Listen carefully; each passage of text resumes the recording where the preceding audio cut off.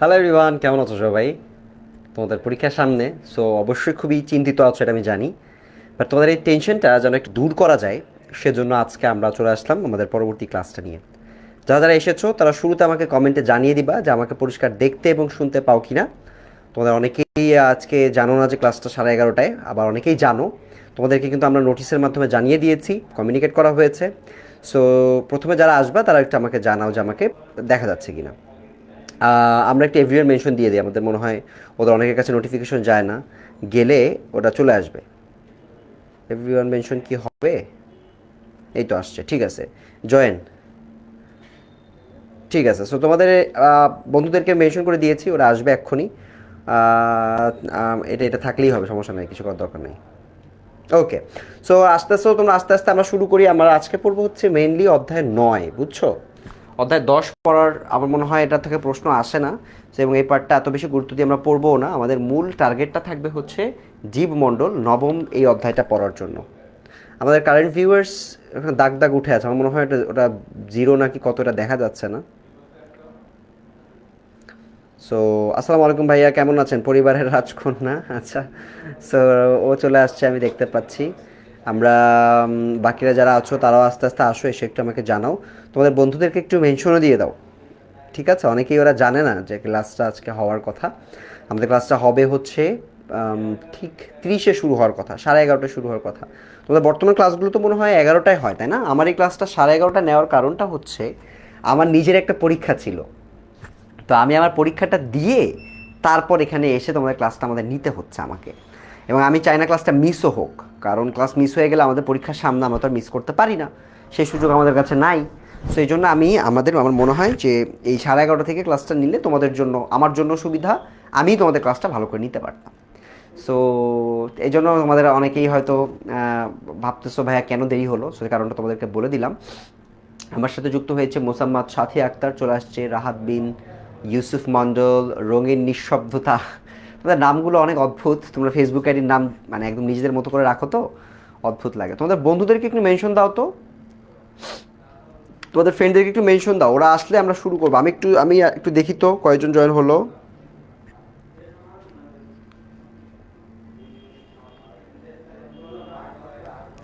So আমি একটু দেখি। সো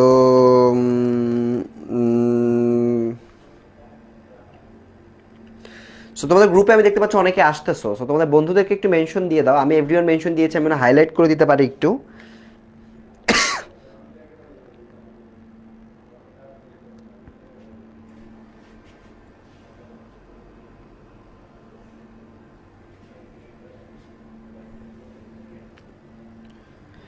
সো আমি একটু একটু দেখি তোমাদের বন্ধুরা আসতেছে কিনা। অথয় আসছে, মোবাশির মেনশন দিয়েছে একজন ফ্রেন্ডকে, মুফাসির হোসেন একজন আসছে, নাহিদ হাসান আসছে। সো আমাদের স্টুডেন্ট আসলে অনেক। সো আমি ফার্স্টে আসলে ওই স্টুডেন্টের জন্য অপেক্ষা করতেছি।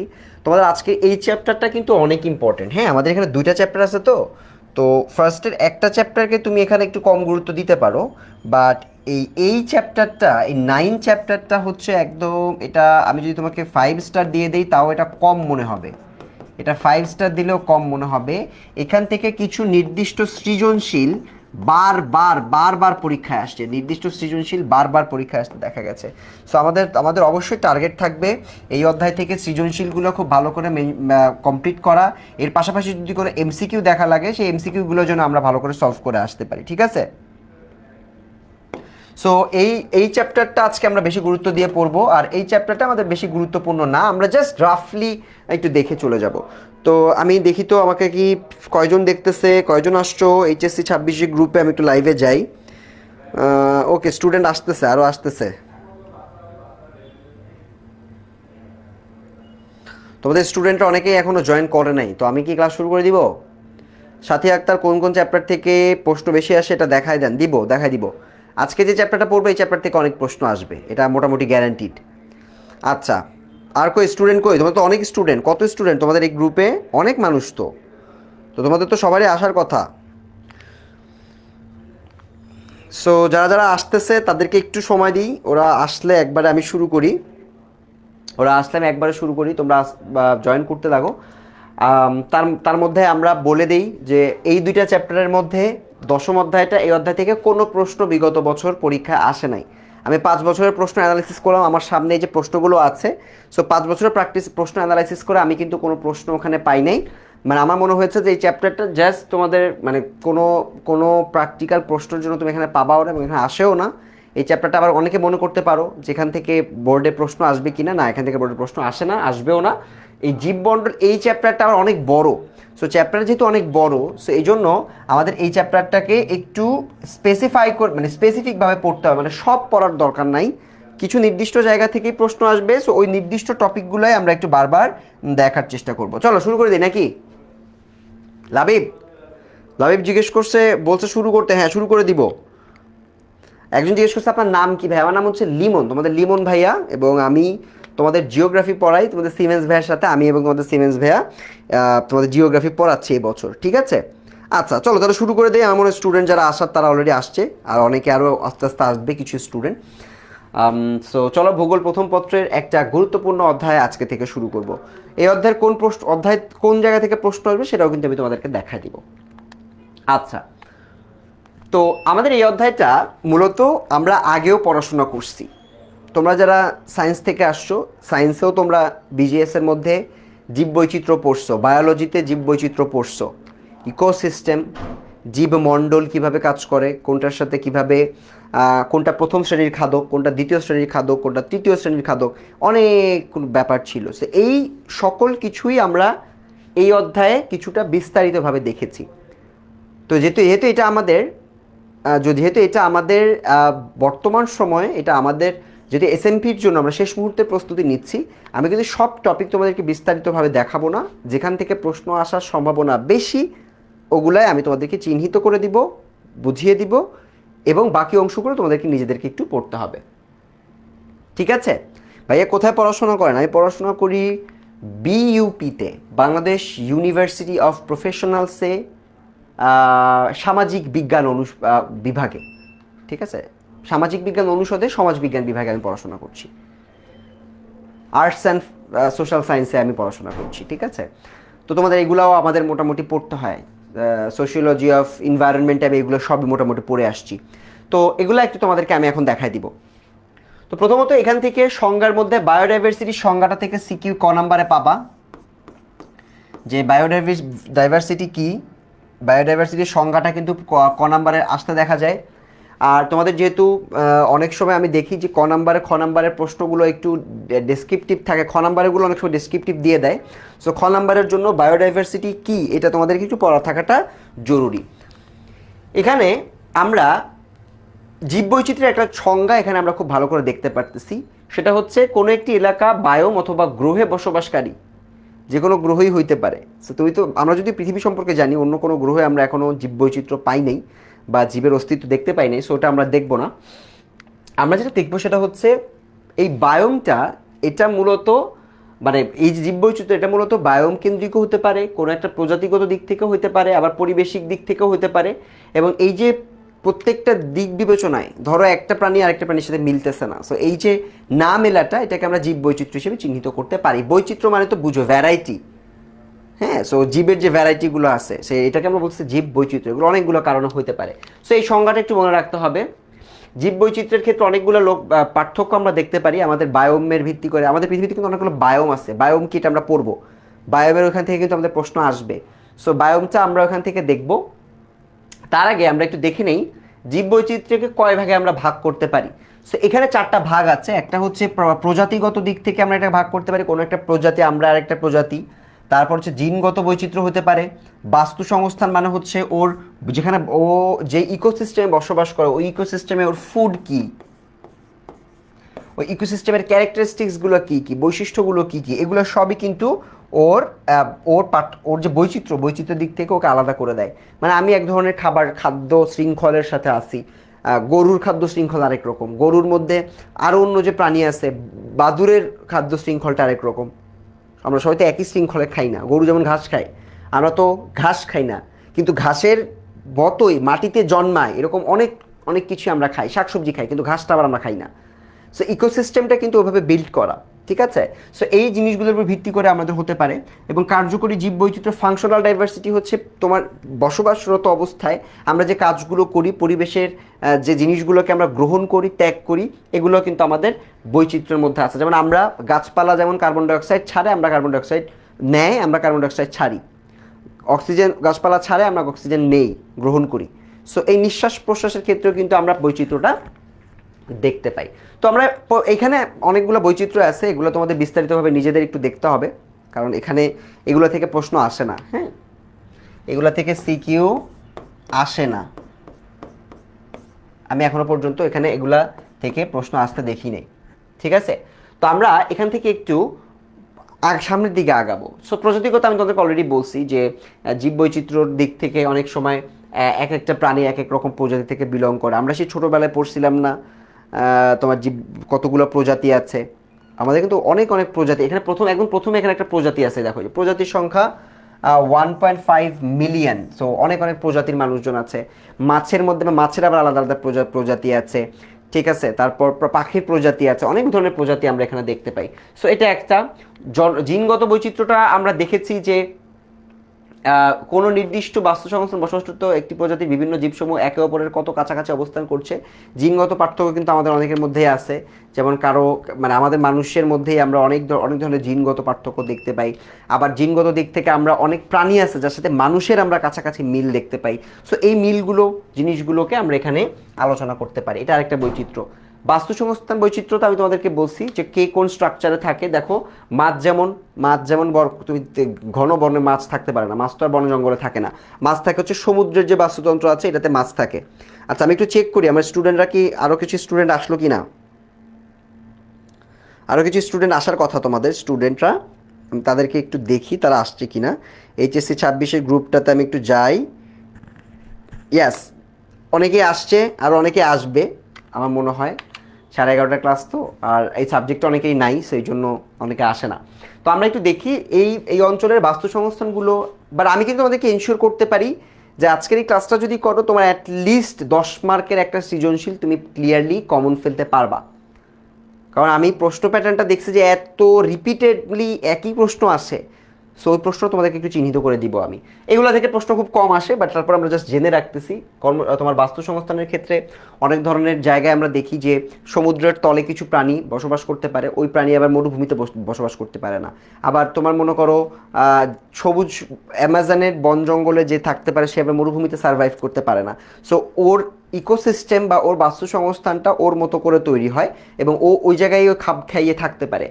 তোমার পোলার বিয়ার তো তোমার সুন্দরবনে আসতে পারবে না, পোলার বিয়ার কি সুন্দরবনের জিনিস? সো এই বিয়ার ও তো তুন্দ্রা অঞ্চলে থেকে থাকে। সো ওই অঞ্চলগুলোতে আমরা ওদেরকে দেখতে পাই। এই স্ট্রাকচারটা, জীববৈচিত্র্যটা, ইকোসিস্টেমটা, বাস্তু সংস্থানটা, এটা আমাদের একটা মানে কি বলবো আমি, তোমাদের প্রাণীরকেও অনেক বেশি আলাদা করে দিয়েছে। তোমাদেরকে এই ইকোসিস্টেম থেকে প্রশ্ন দিবে না। প্রথম প্রশ্ন আমি তোমাদেরকে দেখাই দিলাম, এটা বাবা সিকিউ ক আর খ প্রশ্ন দিবে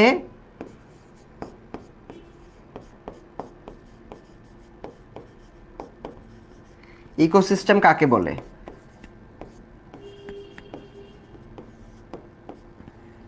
ইকোসিস্টেম কাকে বলে এটা তোমাদেরকে প্রশ্ন দিবে। সো এই ইকোসিস্টেম নিয়ে তোমাদেরকে অবশ্যই তোমরা এটা পাবা ইনশাআল্লাহ। সো ইকোসিস্টেম কাকে বলে এটা তোমাদেরকে লিখে ফেলতে হবে। এই যে বাস্তু সংস্থান যেটা আমরা পড়লাম, বাস্তু সংস্থান যে কোনো একটা মানে প্রাণীর ক্ষেত্রে তোমরা যখন বাস্তু সংস্থান চিন্তা করো, সেই বাস্তু সংস্থানটা কিন্তু তোমাদেরকে ওখানে লিখে আসতে হবে।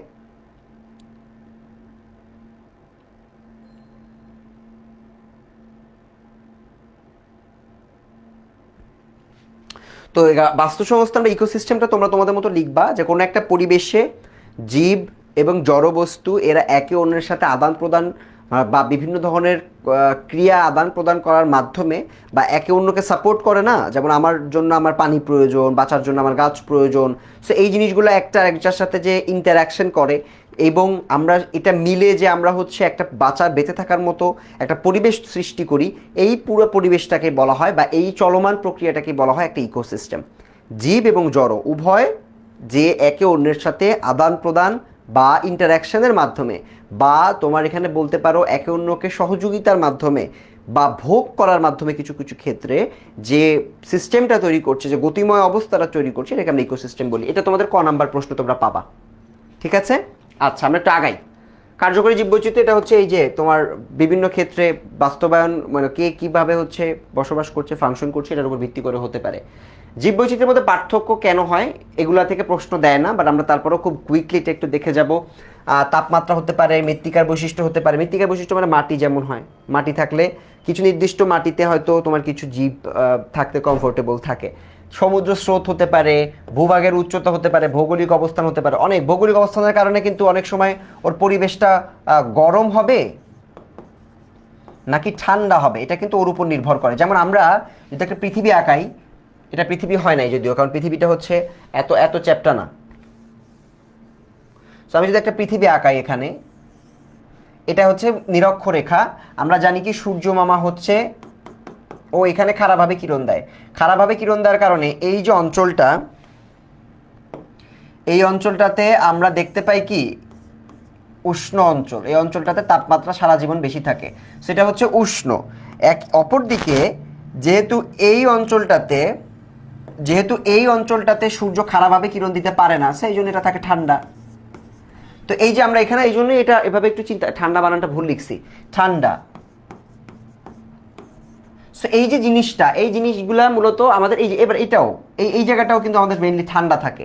সো এই জন্য আমাদের এই ভৌগোলিক পরিবেশের কারণে, যেহেতু আবহাওয়া এটা যেমন তোমার মেরু অঞ্চলে তুন্দ্রা, এটা উত্তর মেরু, এটা হচ্ছে দক্ষিণ মেরু, এই মেরুগুলোতে যেহেতু তুন্দ্রা অঞ্চলে ঠান্ডাটা অনেক বেশি থাকে, সেই জন্য এইসব জায়গায় তুমি পোলার বিয়ার দেখতে পারবা। এই জায়গায় তুমি দেখতে পারবা ঘন বৃষ্টি হয়, এই সকল জায়গায় দেখতে পারবা তাপমাত্রা একটু বেশি থাকে।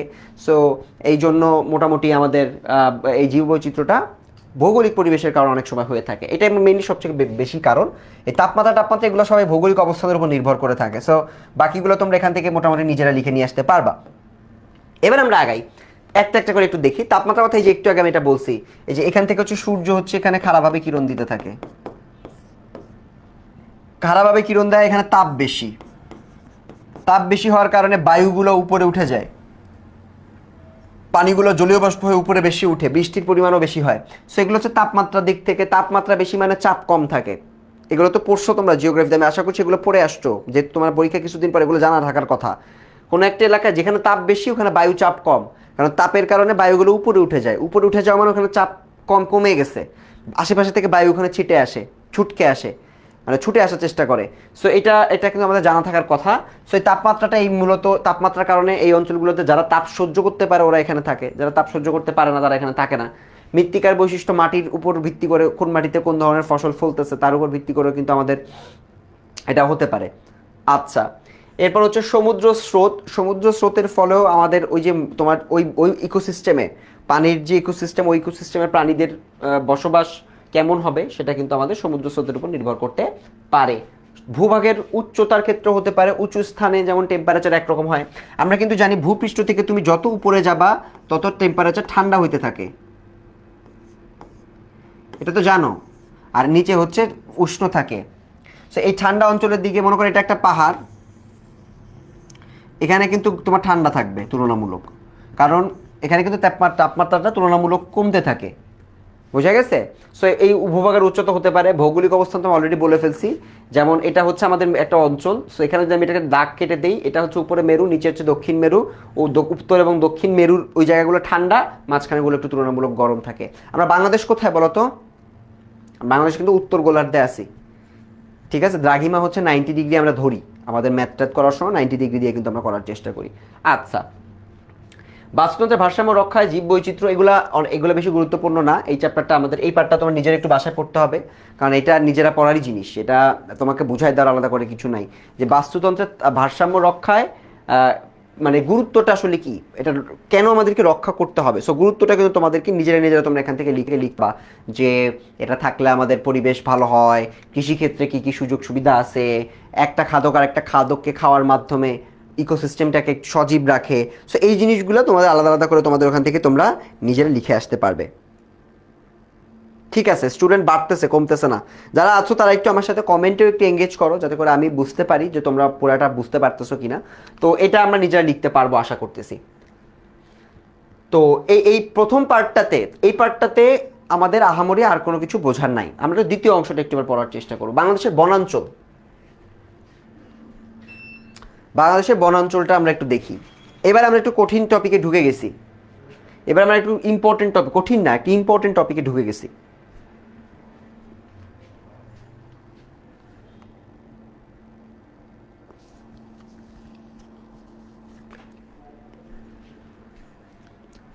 তো এবার আমরা একটা ইম্পর্টেন্ট টপিকে ঢুকলাম। আমরা একটা ইম্পর্টেন্ট টপিক এখন একটু পড়বো, সেটা হচ্ছে বাংলাদেশের বনাঞ্চল। বাংলাদেশের বনাঞ্চলের মধ্যে আমরা, আমি যখন পড়াবো তখন আমি দাগিয়ে দিব যে কোন অংশটা থেকে অবশ্যই অবশ্যই প্রশ্ন আসবে। তো বাংলাদেশের ভারসাম্য রক্ষার ক্ষেত্রে আমাদের মোট ভূমির 25% থাকা দরকার ছিল, বা আমাদের 25% নাই। আমরা এটা 2000, এটা 12-13-তে আমরা পড়ছি, 17, এটা আরও কমছে, এখন মনে হয় কত 15%-এ আসছে। 16% আমি পড়ছিলাম লাস্ট, ঠিক আছে। তারপর এখন এটা 17 থেকে 15% নেমে যাচ্ছে, মানে যা থাকার কথা তার থেকে অনেক কম আমার বাংলাদেশে আছে বনাঞ্চল। তো এই জন্য আমাদের গাছ লাগানো কর্মসূচি করা উচিত। তোমাদের বাসার ছাদে তোমাদের গাছ লাগানো উচিত, বারান্দায় গাছ লাগানো উচিত, তারপর তোমাদের বাসার উঠোনের সাইডটাতে তোমরা বাস লাগাতে পারো, ঠিক আছে। এগুলো লাগালে আমার মনে হয় পরিবেশের জন্য ভালো। তো বাংলাদেশের বনাঞ্চলের আসলে অবস্থা খুব খারাপ, এবং এর পরিমাণ আস্তে আস্তে 9%-এ কমে যেতে পারে। আমি তো 15 বলছি, এটা 9% পর্যন্ত নামার সুযোগ আছে। তো বাংলাদেশের বিভিন্ন বনাঞ্চলের বিবরণ যদি আমরা একটু দেওয়ার চেষ্টা করি, বাংলাদেশের এই কয়েকটা আছে, এর মধ্যে ক্রান্তীয় পতনশীল পত্রযুক্ত বৃক্ষের বনভূমি, ক্রান্তীয় চিরহরিত এবং পতনশীল, মানে এটা পাতাঝরা আমরা বলি, পাতাঝরা বলি, পাতাঝরা এখানে পতনশীল বলছে, পত্রযুক্ত, ক্রান্তীয় চিরহরিত এবং পতনশীল পত্রযুক্ত বৃক্ষের বনভূমি, এবং গরান বা স্রোতজ বনভূমি। এই যে এটা হচ্ছে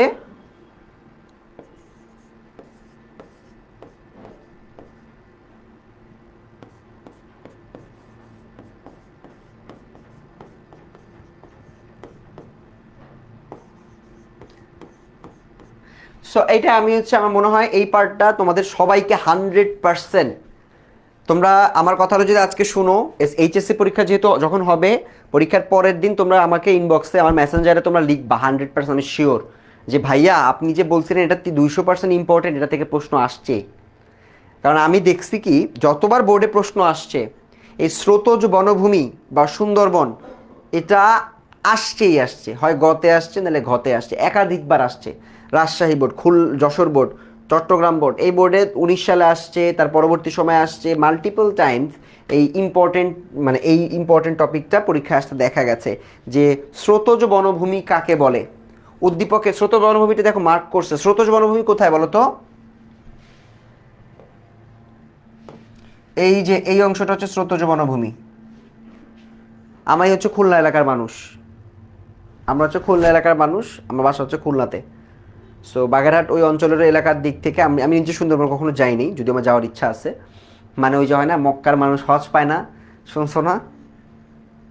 সো আমি আসলে যাইনি, মানে আমার যাওয়ার সুযোগ হয় না। আমি পড়াশোনা করতেছিলাম, আমি পড়াশোনা নিয়ে বেশি ব্যস্ত ছিলাম, তার পাশাপাশি টুকটাক একটু কো কারিকুলার অ্যাক্টিভিটিস করতাম। তো ওগুলাতেই টাইম বেশি দেওয়া হইতো, আলাদা করে ঘোরার সুযোগ পাইনি। তো এই সুন্দরবনের কাঠগুলো সম্পর্কে পড়তে হবে, বৈশিষ্ট্য পড়তে হবে, ধরন পড়তে হবে, অবস্থান পড়তে হবে, কোনো বিকল্প নয়। তোমাদের সবার আজকের টাস্ক হচ্ছে এই এই আর কিছু পড়ো আর না পড়ো, রোজার মধ্যে আর কিছু পড়ো আর না পড়ো, এই চ্যাপ্টারের এই স্রোতজ বনভূমি সুন্দরবন, এটা নিজে একবার মুখস্থ করে বা পড়ে বুঝে এটা একবার লিখবা খাতায়। 100%, যারা লিখবা না তারা নিজ দায়িত্বে রিস্কে থাকবা। আমি যদি তোমাদের সাথে থাকতাম, আমি এটা প্রতিদিন একবার করে লিখতাম, কারণ এটা থেকে প্রশ্ন আসে। প্রতিদিন একবার করে হয়তো লিখতাম না, মনে করো 1 সপ্তাহ টাইম নিয়ে প্রতিদিন এটা একবার করে পড়তাম, একবার করে লিখতাম, 1 সপ্তাহের মধ্যে আমার এটা কমপ্লিট, বুঝছো? আচ্ছা, সো স্রোতজ বনভূমি, এই 3টা বনভূমির টাইপ আছে। 3টা বনভূমির টাইপ ইম্পর্টেন্ট, 1, 2, 3, এই 3টাই মোটামুটি ইম্পর্টেন্ট, মানে একটা আসলে বাদ দেওয়ার সময় সুযোগ নাই। বাট এটা হচ্ছে সব থেকে ইম্পর্টেন্ট, এবং এটা বারবার আসছে, আমি দেখাই দিছি। তোমাদের উদ্দীপকে একটা এরকম একটা ম্যাপ দিয়ে দিবে, যে ম্যাপটার এখানটা একটু মার্ক করা থাকবে এবং এখানটা একটু মার্ক করা থাকবে, থেকে বলবে এটা দিবে ক, এটা দিবে খ, এটা দিবে ক, এটা দিবে খ। বলবে কি ক, প্রথমে গ নাম্বারে বলবে ক ব্যাখ্যা করো, ঘ নাম্বারে বলবে ক আর খ এর তুলনামূলক আলোচনা করো, ঠিক আছে। আমি একদম প্রশ্নই বলে দিলাম তোমাদেরকে। চিত্র দিয়ে কোন বনভূমি সেটা বুঝতে পারি না, এটা কারণ হচ্ছে তুমি ম্যাপ ম্যাপ চিনো না, তোমাকে ম্যাপ বুঝতে হবে। এই যে এটা যে বা খুলনার অঞ্চলের দিকে, এটা আমি বুঝে দেখেই বুঝতে পারতেছি যে এটা হচ্ছে চট্টগ্রাম, খুলনার সুন্দরবন একদম দক্ষিণাঞ্চলে। আর এইখানটাতে যে চিটাগাং, এটা তুমি দেখলেই বুঝতে পারবা এই কোন পার্টটা চিটাগাঙে আছে, কোন পার্টটা দক্ষিণে আছে, এটা তোমরা দেখলে বুঝতে পারবা। তো চলো আমরা একটা একটা করে পড়া শুরু করি। প্রথমটা হচ্ছে ক্রান্তীয় পতনশীল মানে ক্রান্তীয় পাতাঝরা পত্রযুক্ত বৃক্ষের বনভূমি, আর একটা হচ্ছে চিরহরিত, একটা চিরহরিত না, একটা হচ্ছে চিরহরিত। ঠিক আছে, তো আমরা একটা একটা করে বৈশিষ্ট্য পড়ি। তোমরা অনেকেই বলতে পারো যে ভাইয়া এটা তো পারি না, এটা আমি বুঝবো কিভাবে। সো চলো একটা একটা করে বৈশিষ্ট্য দেখি। প্রথমটা হচ্ছে ক্রান্তীয় পতনশীল বা পাতাঝরা পত্রযুক্ত বৃক্ষের বনভূমি। সো এটা হলো মূলত এই যে বাংলাদেশের যে ঢাকা থেকে উপরের দিকে উত্তর অঞ্চলের দিকে যে অংশগুলো আছে সেই অংশগুলোর দিকে আমরা এদিকে দেখতে পাই। যেমন মনে করো তুমি ওই যে গাজীপুরের দিকে যাবা, বা তোমার উপর অঞ্চলে কি থাকে বাংলাদেশে, রাজশাহী, দিনাজপুর, রংপুর, একদম ওরা উপরের দিকে বাংলাদেশের ম্যাপের। সো বাংলাদেশের ম্যাপটা তোমাদেরকে একটু জানা থাকতে হবে, শুধু ওয়ার্ল্ড ম্যাপ যাক শিখলেই হবে না, বাংলাদেশের ম্যাপটা একদম মাথার মধ্যে থাকতে হবে। অনেক সময় চিত্র এঁকে দিতে বলে না, চিত্র এঁকে পরীক্ষায় আসে নাই এখনো পর্যন্ত, আমি খুব কম দেখছি চিত্র আঁকতে বলে না। বাট তুমি যদি চিত্র আঁকতে পারো এটা তোমার জন্য একটা অ্যাডভান্টেজ, কারণ তাহলে তোমার অবশ্য সময় বেশি লাগে, আর চিত্র যদি তুমি খুব কম সময় আঁকায় দিয়ে আসতে পারো এটা অনেক সময় নাম্বার এনহ্যান্স করে, নাম্বারটা বেড়ে যেতে পারে তোমার। ঠিক আছে, তো আমরা এখন দেখতেছি হচ্ছে এই শ্রেণীর বনভূমির যেটা শ্রেণী, সে শ্রেণীটা হচ্ছে ক্রান্তীয় পতনশীল পত্রযুক্ত। এটা কোন জায়গায় আমরা দেখলাম, উপরের অঞ্চলটা। সো এটাতে আমরা দেখতেছি যে টাঙ্গাইল, গাজীপুর, এই যে ময়মনসিংহ, টাঙ্গাইল, গাজীপুর, এই অঞ্চলগুলোতে আমরা দেখতে পাই হচ্ছে, এই অঞ্চলগুলোতে আমরা দেখতে পাই হচ্ছে তোমার ক্রান্তীয় পতনশীল পত্রযুক্ত বৃক্ষের বনভূমি। তোমরা মনে রাখবা এটা হচ্ছে নর্থ পোলের দিকে অবস্থিত। ঠিক আছে, উত্তর বাংলাদেশের ম্যাপে, মানে এটা উত্তর দিকে আছে আর কি। উত্তর অঞ্চলটাতে যতগুলো নাম তোমাদের মাথায় আসবে ওগুলো তোমরা এখানে ইনক্লুড করতে পারবা। ময়মনসিংহ টাঙ্গাইল জেলার বনভূমিকে মধুপুরের বনভূমি, গাজীপুর জেলা বনভূমিকে ভাওয়ালের বনভূমি, এবং রংপুর ও দিনাজপুরের বনভূমিকে উত্তরবঙ্গের শাল বৃক্ষের বনভূমি বলা হয়। সো এইখানে কিন্তু আমরা নামগুলো দিতে হবে হচ্ছে ভাওয়ালের বনভূমি, তারপর হচ্ছে শাল বৃক্ষের বনভূমি, এবং তারপরেরটা হচ্ছে মধুপুরের বনভূমি। সো এই তিনটা নাম দিয়ে তোমাকে এমসিকিউ দিতে পারে যে নিচের কোনগুলো ক্রান্তীয় পতনশীল পত্রযুক্ত বৃক্ষের বনভূমি। সো এই নামগুলো তোমাদেরকে একটু মাথায় রাখতে হবে, এই নামগুলো থেকে অনেক সময় প্রশ্ন আসতে পারে। এই বনভূমিগুলো কেন আসলে বাংলাদেশে গড়ে উঠেছে, এই অঞ্চলগুলো কিন্তু আমরা একটু দেখতে পারি যে এই অঞ্চলগুলো অনেকটা আমরা আমরা বলি না যে ওই অঞ্চলগুলোকে একটা নাম আছে, নামটা আমি ভুলে গেছি, বরেন্দ্র যে অঞ্চলগুলো, সেই অঞ্চলগুলোর মধ্যে কিন্তু এই অঞ্চলগুলো রয়েছে। সো বরেন্দ্র অঞ্চলগুলোতে আমরা কিন্তু জানি যে ওদের লৌহজাত কিছু পদার্থ থাকার কারণে ওরা একটু হলদে রং বা লালচে রঙের একটা ভাব ওদের মাটিতে চলে আসে।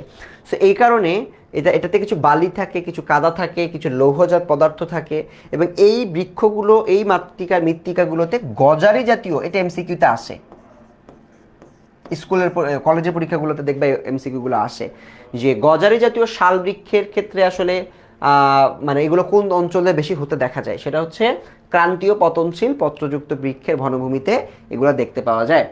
আরেকটা হচ্ছে এছাড়া পরিমিত তাপ ও বৃষ্টিপাত, এটা ইম্পর্টেন্ট না, এগুলো তোমরা পারবা।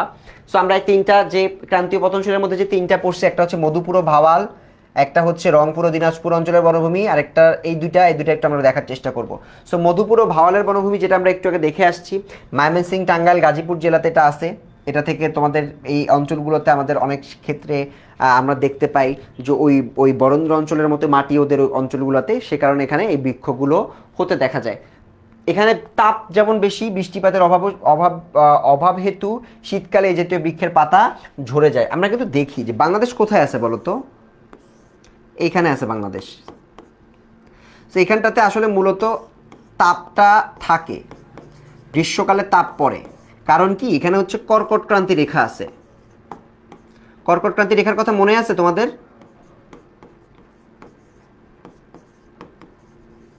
কর্কট ক্রান্তি রেখা হচ্ছে এই যে এই বরাবর একটা 23.5 আছে না, এটা হচ্ছে কর্কট ক্রান্তি, এটা হচ্ছে মকর ক্রান্তি, এটাও 23.5।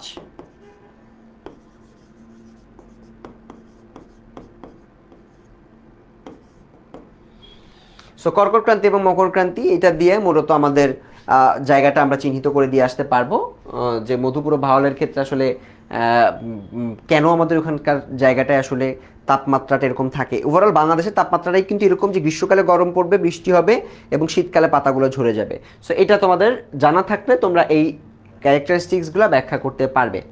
গাছগুলো 15 থেকে 22 মিটার পর্যন্ত দীর্ঘ হয় না, এগুলো আসে না। এটি গজারি বৃক্ষের বনভূমি নামে পরিচিত, এইটা থেকে প্রশ্ন আসে। গজারি বৃক্ষের বনভূমি কোনটা? এইচএসসিতে এটা থেকে প্রশ্ন দেয় যে গজারি বৃক্ষের বনভূমি কোনটা? রংপুর ও দিনাজপুর অঞ্চলেরটা আমরা একটু দেখি। রংপুর ও দিনাজপুর, এটা আরো আরো উত্তর দিকে আমরা চলে গেছি। দিনাজপুর কিন্তু বাংলাদেশের সাথে কিন্তু দিনাজপুরের সব থেকে বড় এটা আরেকটা তথ্য তোমরা একটু জেনে রাখো, দিনাজপুরের সাথে কিন্তু বাংলাদেশের যে মহাসড়কগুলো রয়েছে সব থেকে দীর্ঘতম মহাসড়ক পথ হচ্ছে দিনাজপুরের সাথে, মানে অনেক দূরে, দীর্ঘতম মানে অনেক দূরে, দূরত্বটা অনেক বেশি, হাইওয়ে যেগুলো আছে আর কি। সো দিনাজপুর কিন্তু একদম উত্তর দিকের দিকে চলে গেছে। তো এটা আমাদের ক্ষেত্রে আমরা শাল জাতীয় অনেক বৃক্ষ বনভূমি এই অঞ্চলটাতে দেখতে পাই। এই দেখো এখানে বরেন্দ্রভূমি বলেই দিছে, যেটা আমি একটু আগে তোমাদেরকে বলে আসছিলাম, কারণ লালচে মাটি, কারণ লৌহজাত অনেক পদার্থদের সাথে থাকে। অর্থনৈতিক গুরুত্ব থেকে প্রশ্ন আসে না, বাট এটা তুমি নিজের মতো বানায় লিখতে পারবা, বুঝছো? অর্থনৈতিক গুরুত্ব থেকে বেশি প্রশ্নটা দেয় না ওরা, মোস্টলি এই পার্টটায় ওই এমসিকিউ কয়েকটা এমসিকিউ দিয়ে দেয়।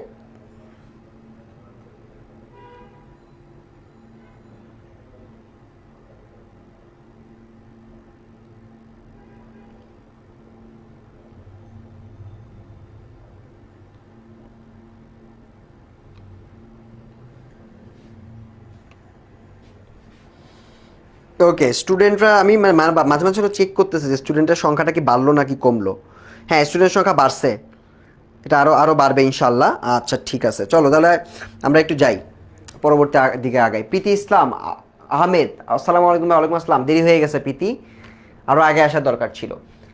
তো অর্থনৈতিক গুরুত্বের ক্ষেত্রে আমরা জানি যে এক্ষেত্রে হচ্ছে এক একটা প্রোডাক্ট দিয়ে এক এক জায়গার গাছ। আচ্ছা, এটা ইম্পর্টেন্ট, আমি ভুল বলছি, এটা ইম্পর্টেন্ট না বলাটা ভুল হয়েছে, কারণ এখান থেকে এমসিকিউ আসে।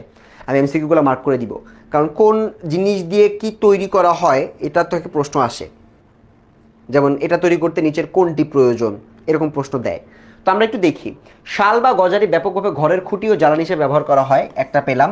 এছাড়া ছাতিম, কুচি, করই, কদম্ব, হরিতকি, বহেরা, হিজল, কাঁঠাল, কুম্ভি, নিম, শিরিষ ইত্যাদি মূল্যবান বৃক্ষ বনভূমিতে দেখা যায়। সোতে গাছের নাম যেহেতু বলছে, সো আমরা আলাদা করে আর কোনো ব্যবহারের জন্য নাম এখানে বলা নাই। উত্তরবঙ্গের বনভূমির শাল গাছ বৈদ্যুতিক তারের খুঁটি হিসেবে ব্যবহৃত হয়, এটা একটা এমসিকিউ এর জন্য ইম্পর্টেন্ট। এছাড়া ঘর নির্মাণে এই বৃক্ষের ব্যবহার আছে। সো শালটা যেহেতু আমরা দেখছি, ওই যে তোমার একটু আগে পড়লাম না, দিনাজপুর আর কোথায় দেখলাম, আরেকটা হচ্ছে দেখলাম রংপুর। সো দিনাজপুর আর রংপুর এই অঞ্চলে কিন্তু আমরা দেখছি যে শাল গাছটা হয়, এবং এগুলোকে আমরা খুঁটি হিসেবে ব্যবহৃত হইতে দেখি। সো এটাও তোমাদের এমসিকিউর ক্ষেত্রে প্রয়োজন। বাংলাদেশের দক্ষিণ পূর্ব উত্তর পূর্ব দিকের, আচ্ছা দক্ষিণ পূর্ব আর উত্তর পূর্ব তো বুঝো নাকি, এটা হচ্ছে ম্যাপ, এটা হচ্ছে নর্থ পোল মানে উত্তর, এটা হচ্ছে দক্ষিণ, এটা হচ্ছে ইস্ট, এটা হচ্ছে ওয়েস্ট। সো দক্ষিণ পূর্ব মানে হচ্ছে এই দিকটা, দক্ষিণ আর পূর্বর মাঝামাঝি, আর উত্তর পূর্ব হচ্ছে এই দিকটা। সো এই দুইটা পার্ট নিয়ে আমরা কথা বলতেছি। এই যে এখানেও মার্ক করে দিচ্ছে, দেখো এটা এবং এটা। তো এই বনভূমির আয়তন আমরা, আচ্ছা এবার হচ্ছে আমরা পরবর্তীটা, পরেরটায় চলে আসছি আর কি। সো এতক্ষণ আমরা পড়ছি হচ্ছে উপরের, মনে করো ম্যাপের এই অঞ্চলটা নিয়ে আমরা কথা বলছি, ঠিক আছে, এই অঞ্চলটা নিয়ে আমরা কথা বলছি। এবার আমরা কথা বলবো হচ্ছে এই অঞ্চল দুইটা নিয়ে, তারপর কথা বলবো হচ্ছে এইখানের অঞ্চলটা নিয়ে, তিনটা অঞ্চলে ভাগ করছে আর কি। সো আমরা চলো একটু ক্রান্তীয় চিরহরিৎটা নিয়ে একটু পড়াশোনা করি, এই যে এইটা এবং এইটা নিয়ে একটু আমরা পড়াশোনা করি। বাংলাদেশের দক্ষিণ পূর্ব উত্তর পূর্ব দিকের পাহাড়ি এলাকায় বিস্তীর্ণ অঞ্চলের ব্যাপী এই বনভূমি অবস্থিত। এটা তো আমরা জানি যে বান্দরবন খাগড়াছড়ির মধ্যে এখানে পড়বে, কারণ এখানে আমি চিটাগাং তো মার্কই করে দিছি, এটা তো চিটাগাং অঞ্চল আমি মার্ক করে দিছি। সো এখানে অনেক বেশি বনভূমি আমরা দেখতে পাই। এই বনভূমিগুলোর ধরন আমাদেরকে একটু মনে করতে হবে। সো যেমন ধরো কেন এই জায়গাটা আসলে তৈরি হয়েছে, আমরা একটু আগে যেমন বরেন্দ্র অঞ্চলের একটা কারণ দেখছি, যে কারণে বরেন্দ্র অঞ্চলের এটা আস্তে আস্তে তৈরি হয়।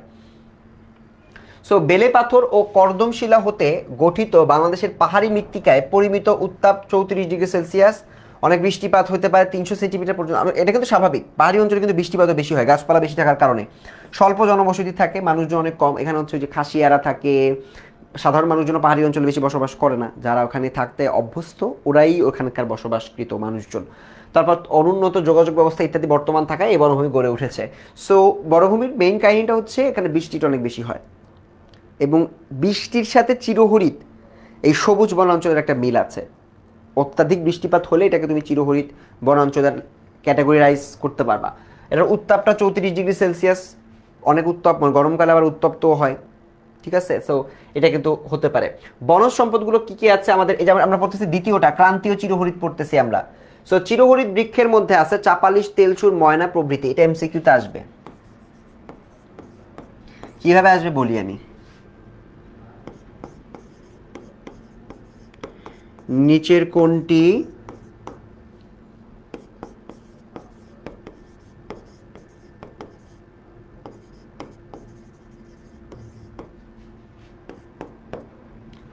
দিবে তোমার এখানে?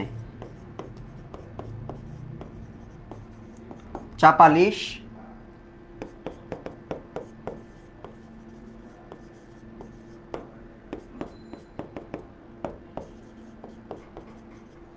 ঠিক আছে। এরপর বলবে কোনটি সঠিক।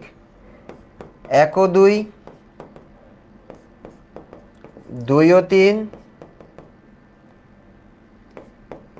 1 ও 3, 1, 2, 3। সেখানে আমরা দেখতে পাচ্ছি সঠিক উত্তর হচ্ছে 1 ও 2, কারণ শালটা তো আবার অন্য জায়গার। ঠিক আছে, সো কারেক্ট আনসার হচ্ছে 1 ও 2, এইটা আবার কারেক্ট আনসার।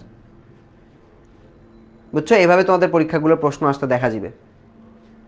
না, চ্যাপ্টার 10 থেকে প্রশ্ন আসবে না, আজকে আমরা চ্যাপ্টার 3 পড়বো না, আমরা জাস্ট একটু বেসিক আলোচনা করে শেষ করবো। মেইন ফোকাস হচ্ছে আজকে আমাদের চ্যাপ্টার 9। বুঝছো, চ্যাপ্টার 10 থেকে প্রশ্ন আসে না। ওকে, বনজ সম্পদগুলোর মধ্যে আরো কিছু আছে, চম্পা, জলপাই, কদম, ছাতিম। এই ছাতিম গাছটা কিন্তু আমরা আগেরটাও দেখছি, তো এখানেও ছাতিম আছে। আমলকি, কাঞ্চন ইত্যাদি বিভিন্ন ধরনের বৃক্ষ দেখা যায়, এগুলো থেকে আসবে না। বন্য পশুর মধ্যে হচ্ছে হাতি, হরিণ, এগুলো লাগবে না। এগুলো জাস্ট তোমাদের ব্যাখ্যার জন্য, জানার জন্য তোমাদের জানা থাকাটা ভালো। ব্যবহার ও অর্থনৈতিক গুরুত্ব, এটা ইম্পর্টেন্ট।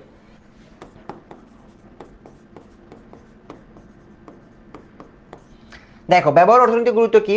বাঁশের উপর ভিত্তি করে এশিয়ার বৃহত্তম কাগজের কল চন্দ্রঘোনা পেপার মিল এটা তৈরি হয়েছে। সো বাঁশ ও বেত, এটা কিন্তু চন্দ্রঘোনা পেপার মিলের কথা এখানে বলা আছে। সো পেপার মিলটার এই নামটা একটু মনে রাখতে হবে। পেপার মিলের এই নামটা থেকে প্রশ্ন ওরা দিতে পারে। ঠিক আছে,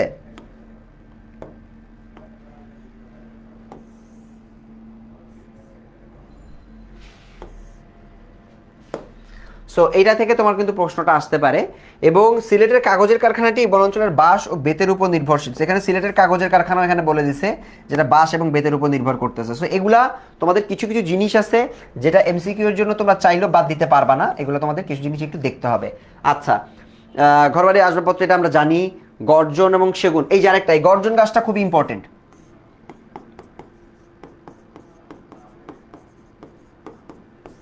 কেন ইম্পর্টেন্ট? এটা শক্ত কাঠ, এটা আসবাবপত্র, রেলওয়ে স্লিপার। এই যে রেলওয়ে স্লিপার, এটা 100% ইম্পর্টেন্ট।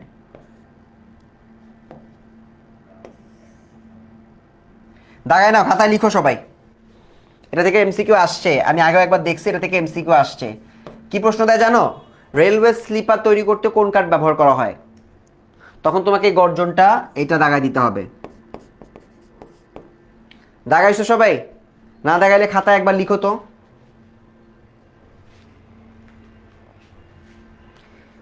একবার খাতায় লিখো, লিখে আমাকে কমেন্টে জানাবা সবাই, দেখি তো। কমেন্টে থামস আপ দাও, লাইক দাও।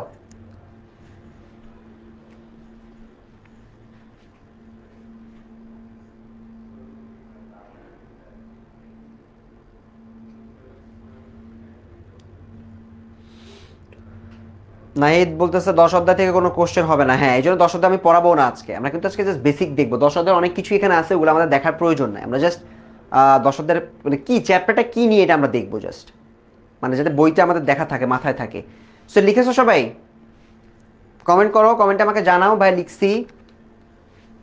লিখছে সাথী আক্তার। কারণ কি, আমি আসলে মানে রিস্ক নিতে চাই না, বুঝছো। তোমরা তো জাস্ট পড়তেছো, একবার লিখলে হবে কি এমসিকিউ তোমার মাথায়ও থাকবে।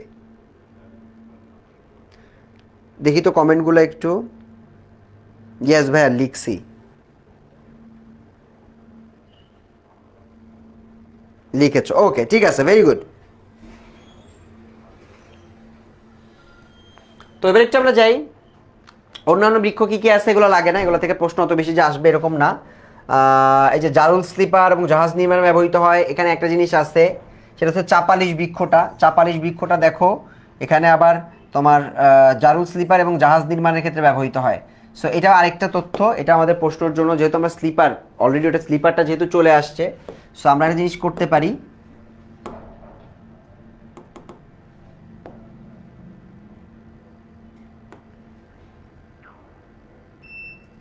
এটাকেও আমরা একবার লিখে নিতে পারি।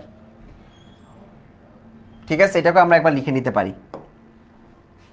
যেহেতু আমাদের আগেরটা দিয়ে প্রশ্ন অলরেডি এসে গেছে, সো এটা দিয়ে আমরা একটা প্রশ্ন লিখে নিতে পারি। আচ্ছা, পশু পাখির ক্ষেত্রে এটা লাগে না, পশু পাখির ক্ষেত্রে দাঁত টাতের ব্যবহার থেকে প্রশ্ন দেয় না ওরা। তারপর অবস্থান ও আয়তনটা একটু দেখি, অবস্থান ও আয়তনটা আমরা অলরেডি বলে দিছে। আচ্ছা, এবার একটু পরেরটাই আমরা চলে যাচ্ছি। আচ্ছা, ওইটা আগেরটা চলে গেছে। সো এইবার আমরা যেটা পড়বো, এইটা একদম সবার কোমরে গামছা বেঁধে তারপর এটা পড়তে হবে, কোমরে একদম গামছা বেঁধে পড়তে হবে, ঠিক আছে? কোনো ফাঁকিবাজি করার সুযোগ নেই। এই অংশটা থেকে তুমি সৃজনশীলের খ পাবা, সৃজনশীলের গ পাবা, সৃজনশীলের ঘ পাবা, 100% পাবা, 100%। অঞ্চলটাকে মার্ক করা আছে এখান থেকে, এটা হচ্ছে অঞ্চলটা, ঠিক আছে? চলো আমরা আগাই। অঞ্চলটা আমি দেখেই বুঝতেছি যে এটা হচ্ছে এইখানে, এখানে মানে কি, এটা হচ্ছে সাউথ পোল, এটা হচ্ছে ওয়েস্ট, তাহলে দক্ষিণ পশ্চিমের মধ্যে যেটা আছে সেটা নিয়ে আমরা এখন পড়াশোনা করতেছি। লোকেশন মার্ক করতে পারো তো? লোকেশন মার্ক করতে পারতে হবে। বাংলাদেশের দক্ষিণ পশ্চিমাংশে সমুদ্র উপকূলের লবণাক্ত ও জোয়ার ভাটাপূর্ণ জৈবরিকভাবে শুষ্ক নিবাসের উদ্ভিদকে গরান বা স্রোতজ বনভূমি বলা হয়। দেখো, আমরা একদম প্রথম লাইনটাই আমরা এখানে যেটা দেখতে হবে এটা আমরা দেখে ফেলছি। একদম প্রথম লাইনটাই আমরা একটু এখান থেকে পড়া শুরু করব, আমরা ইম্পর্টেন্ট জিনিস পেয়ে গেছি। সো ফার্স্টে আমি পেলাম যে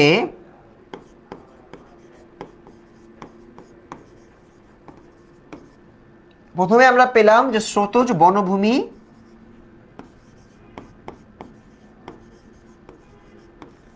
কাকে বলে, এবং এটা আসবে, দেখো লিখে দিছে বাংলাদেশের দক্ষিণ পশ্চিমাংশে সমুদ্র উপকূলের নিম্ন অঞ্চলে, যে এখানকার আমরা জানি বঙ্গোপসাগর, বে অফ বেঙ্গল, বঙ্গোপসাগর তো এই অঞ্চলটাতে আমরা জানি। সো আমাদের খুলনার ওই ওই ওই জায়গাটাতে। সো এই যে দক্ষিণ পশ্চিমাংশের যে সমুদ্র উপকূলে, যেহেতু সমুদ্রের পাশে এই জন্য লবণাক্ততা আছে, এই লবণাক্ততা এবং জোয়ার ভাটাপূর্ণর কাজে বা প্রভাবে যে গরান বা স্রোতজ বন যে এলাকাটা আছে, যেখানে গাছপালা আছে, এটাকে আমরা বলি গরান বা স্রোতজ বনভূমি। তো গরান কিন্তু এখানে গাছ না, এটা হচ্ছে পুরো বনভূমির নাম।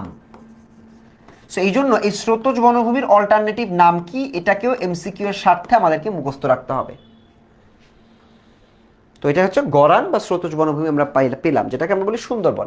এটি বাংলাদেশের বৃহত্তম এবং বিশ্বের অন্যতম প্রধান স্রোতজ বৃক্ষের বনভূমি, যেটার নাম কি, এটিটা কোনটা,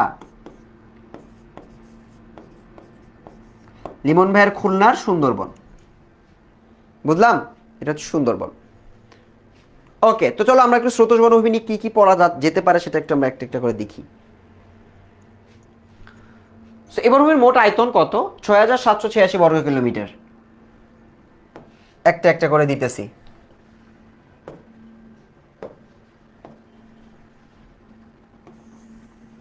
প্রথম তথ্য, এই বনভূমি সুন্দরবন নামে খ্যাত। সুন্দরবনের পশ্চিমে রায়মঙ্গল এবং পূর্বে বুড়িশ্বর নদী অবস্থিত, পশ্চিমে রায়মঙ্গল।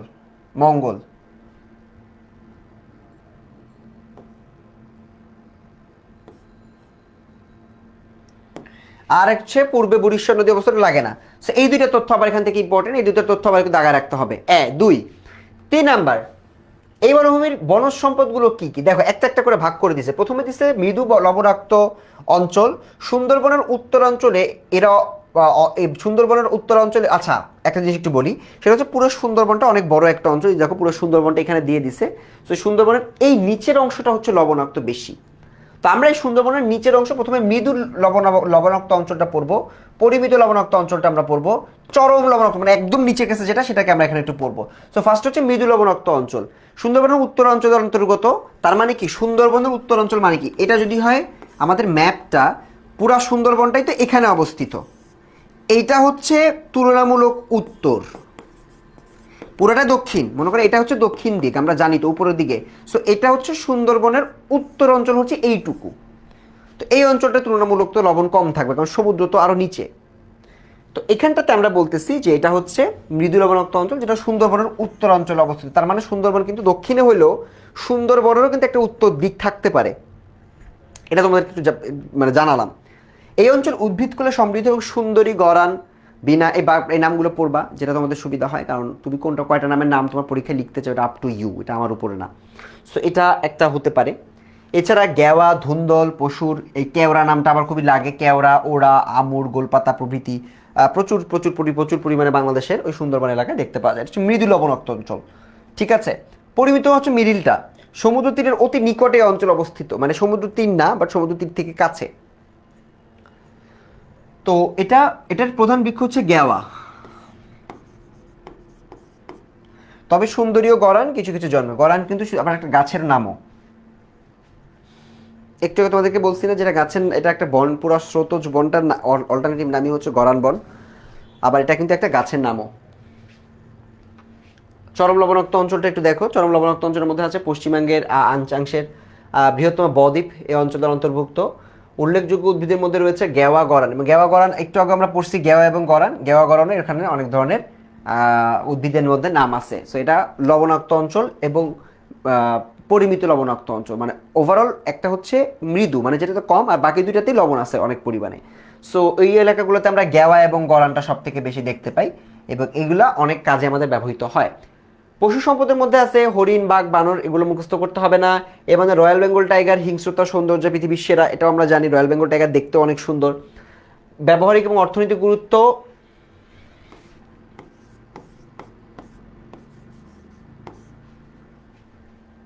সিকের ঘতে ওরা এটা দেয়, কি বলে জানো? গ নাম্বারে দেয় যে উদ্ভিদের সরি ম্যাপের বা উদ্দীপকের ক চিহ্নিত বনটির ধরন ব্যাখ্যা করো। ঘ নাম্বারে দেয় ক চিহ্নিত বনটির অর্থনৈতিক গুরুত্ব ব্যাখ্যা করো। অথবা এইভাবে দেয় যে এই সুন্দরবন বাংলাদেশের দুর্যোগগুলোকে কিভাবে প্রতিহত করছে, এটা প্রশ্ন দেয় একদম বোর্ড প্রশ্নে। এই যে আমার সামনে প্রশ্ন আছে, আমি যদি তোমাদেরকে একদম দেখে দেখেও বলতে চাই।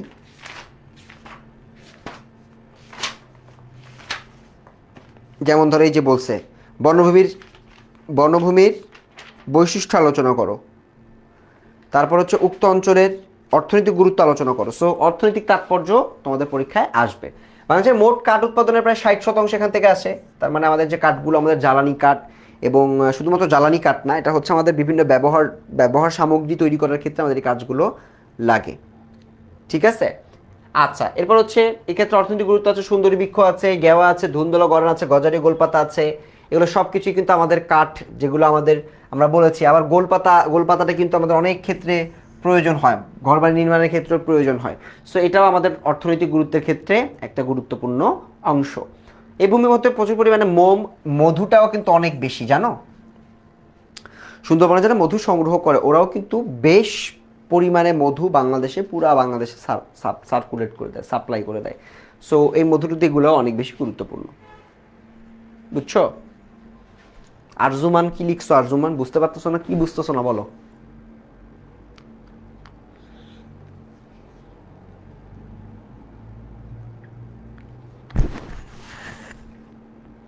পরের অংশে চলে যাই। আর কি কি সম্পদ এখানে আছে? যে রয়্যাল বেঙ্গল টাইগার দেখতে খুবই ইউনিক। এ বনভূমিতে বাঘ, হরিণ, বানর, শূকর, নানা ধরনের সাপ আছে, এবং এগুলো মানুষের ক্ষেত্রে অনেক ক্ষেত্রে প্রয়োজন হয়। তারপর হচ্ছে অনেক, এবার হচ্ছে আমরা একটি এমসিকিউ একটু দেখবো। তো তোমরা একটি এমসিকিউগুলোর উত্তরটা একটু আমাকে দাও। বাংলাদেশের মোট বনভূমির অধিকাংশ কোথায় অবস্থিত? বনভূমির অধিকাংশ কোথায় অবস্থিত? ঢাকা, বরিশালে, যশোর, কুষ্টিয়ায়, খুলনা ও চট্টগ্রামে, সিলেট ও সুনামগঞ্জে। দেখি সবাইকে উত্তর দিতে হবে। অ্যাডমিশনের জন্য গুরুত্বপূর্ণ, কারণ তোমার জিওগ্রাফির নলেজটা ভালো থাকবে, তখন লোকেশন ভিত্তিক নলেজ তোমাদের ভালো থাকবে। বলো কি হবে, এটার উত্তর কি হবে?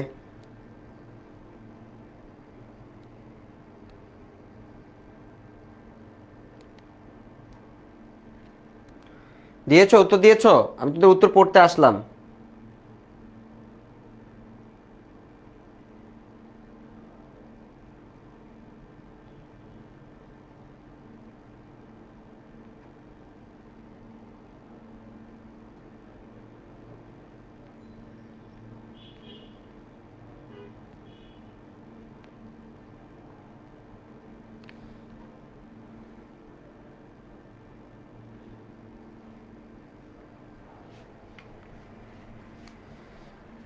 দিয়েছো?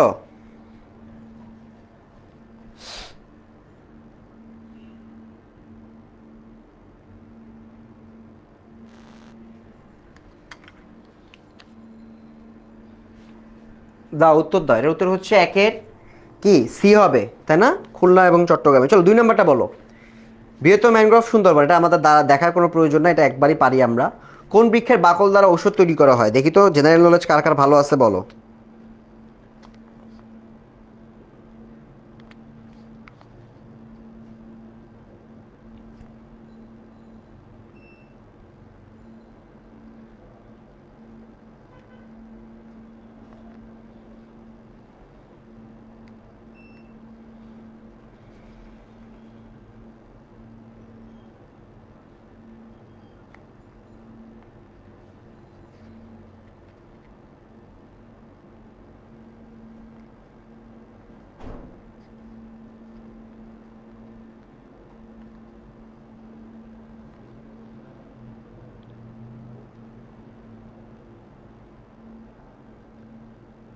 কি হবে উত্তর?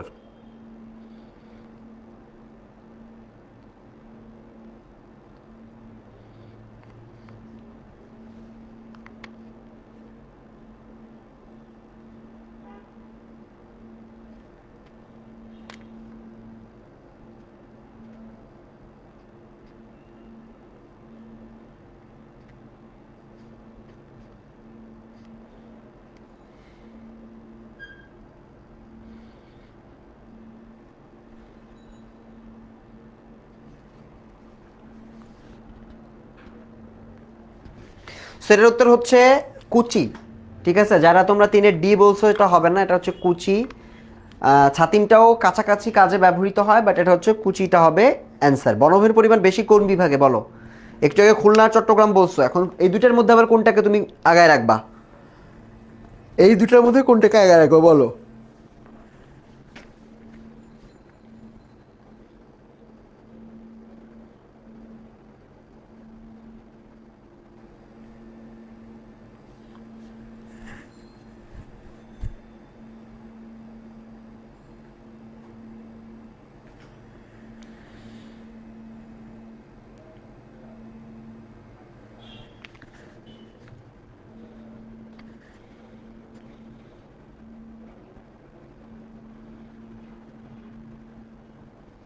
এর উত্তর হচ্ছে চট্টগ্রাম। খুলনায় আমাদের একটু কম, হ্যাঁ, খুলনায় খালি সুন্দরবন অঞ্চলটাই আছে, আর একটু অঞ্চল আছে, বাট চট্টগ্রামে ওদের পুরা বান্দরবান টান্দরবান অনেক জায়গা আছে। সো ইয়া, এইটা।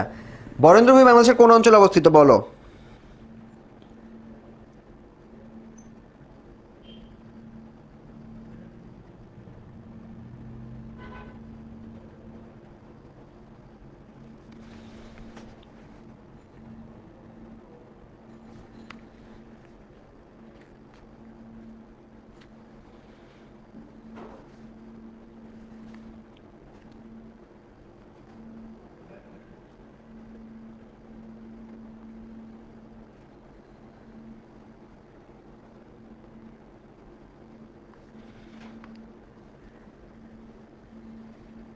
বরেন্দ্রভূমি বাংলাদেশের কোন অঞ্চল?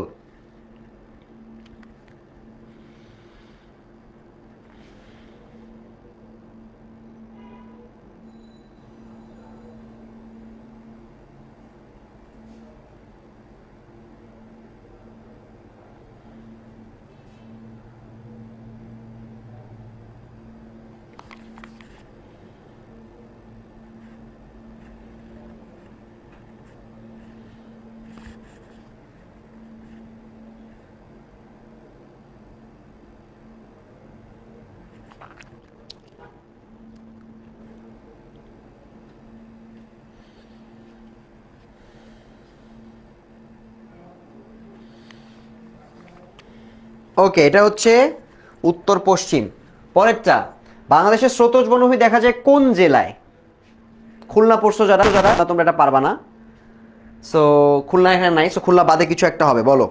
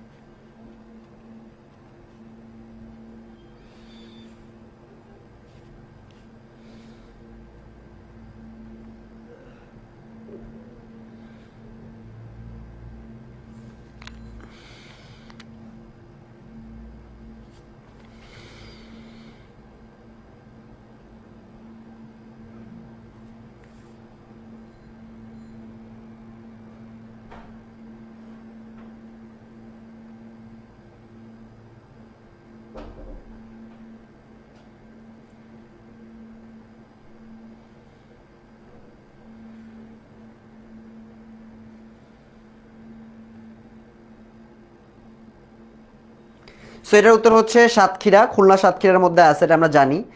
সো টপিকটা শেষ মোটামুটি, আমরা একটু পরবর্তী অংশটাতে এবার যাব। তোমাদের আজকের এই অধ্যায় সব থেকে ইম্পর্টেন্ট পার্টটা আমরা পড়ে ফেলছি, আমরা একটু পরের অংশটা একটু দেখব।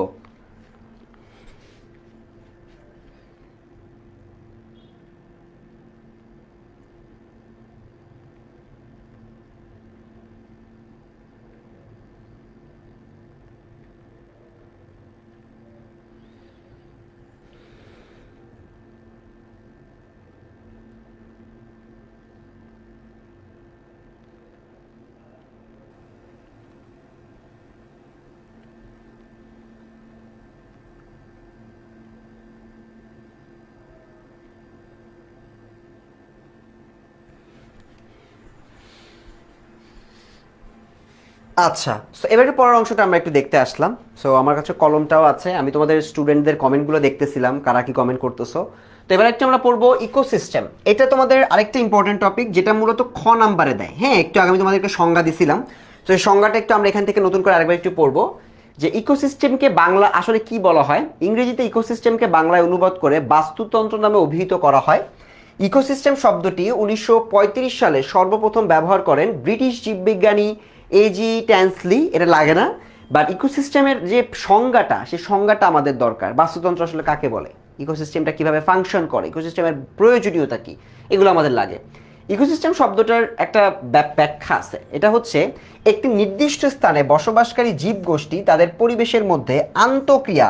আমি তোমাদেরকে বলছিলাম না, একটা হচ্ছে জীব, আরেকটা হচ্ছে জড়। সো এই দুইটা প্রাণী, বা একটা প্রাণী এবং একটা হচ্ছে জীব, একটা জড়, দুইটা এন্টিটি যখন নিজেদের মধ্যে অভ্যন্তরীণ কার্যক্রিয়া সম্পন্ন করে, তখন আমরা এটাকে বলতে পারি একটা ইকোসিস্টেম। তখন আমরা এটাকে বলে থাকি ইকোসিস্টেম। সো ইকোসিস্টেম ইটসেলফ আমাদের জন্য মানে এমন একটা জিনিস যেটা প্রত্যেকটা জীব, প্রত্যেকটা প্রাণীর জন্য আসলে প্রয়োজনীয়। সো ইকোসিস্টেমটার সংজ্ঞাটা তোমাদের সিকিউর ক নাম্বারের জন্য সবাই ভাই চোখ বন্ধ করে একদম মুখস্থ করবা, একবার পরীক্ষা খাতায় লিখবা। মানে এখন ক্লাস শেষ হলে একবার খাতায় এটা তোমাদের লেখাটা তোমাদের একটা ফরজ দায়িত্ব। বুঝতে পারছো?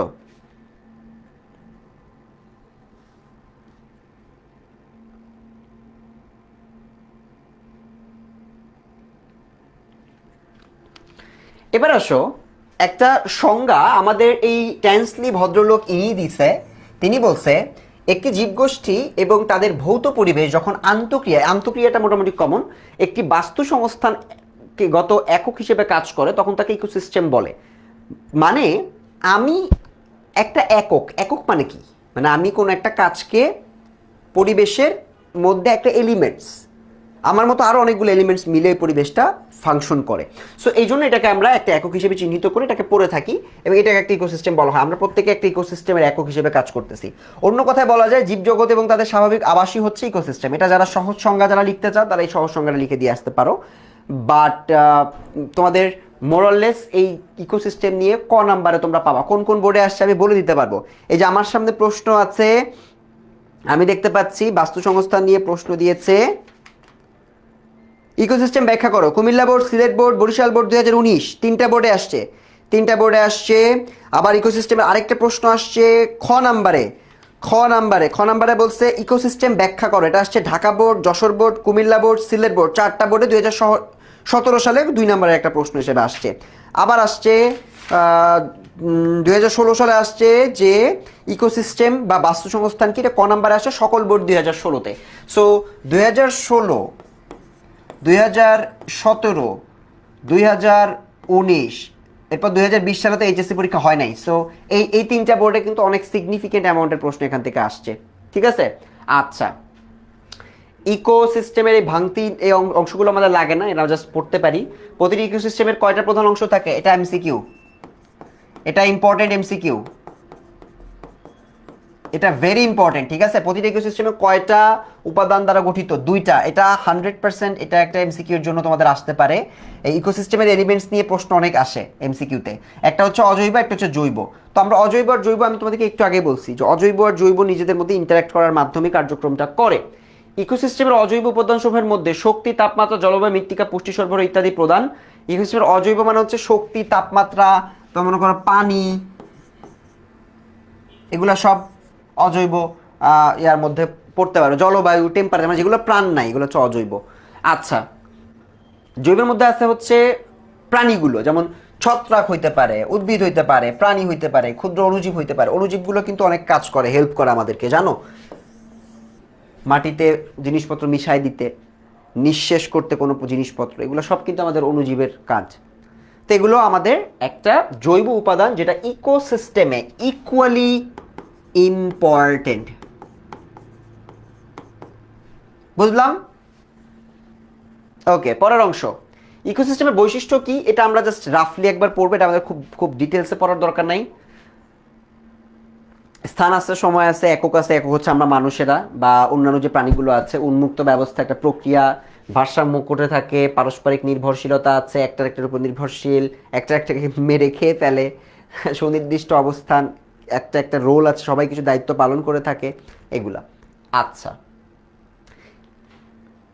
ইকোসিস্টেমের কিছু প্রকারভেদ আছে, তোমরা এগুলা তো পড়ছো সবাই, না পড়ছো না এগুলা?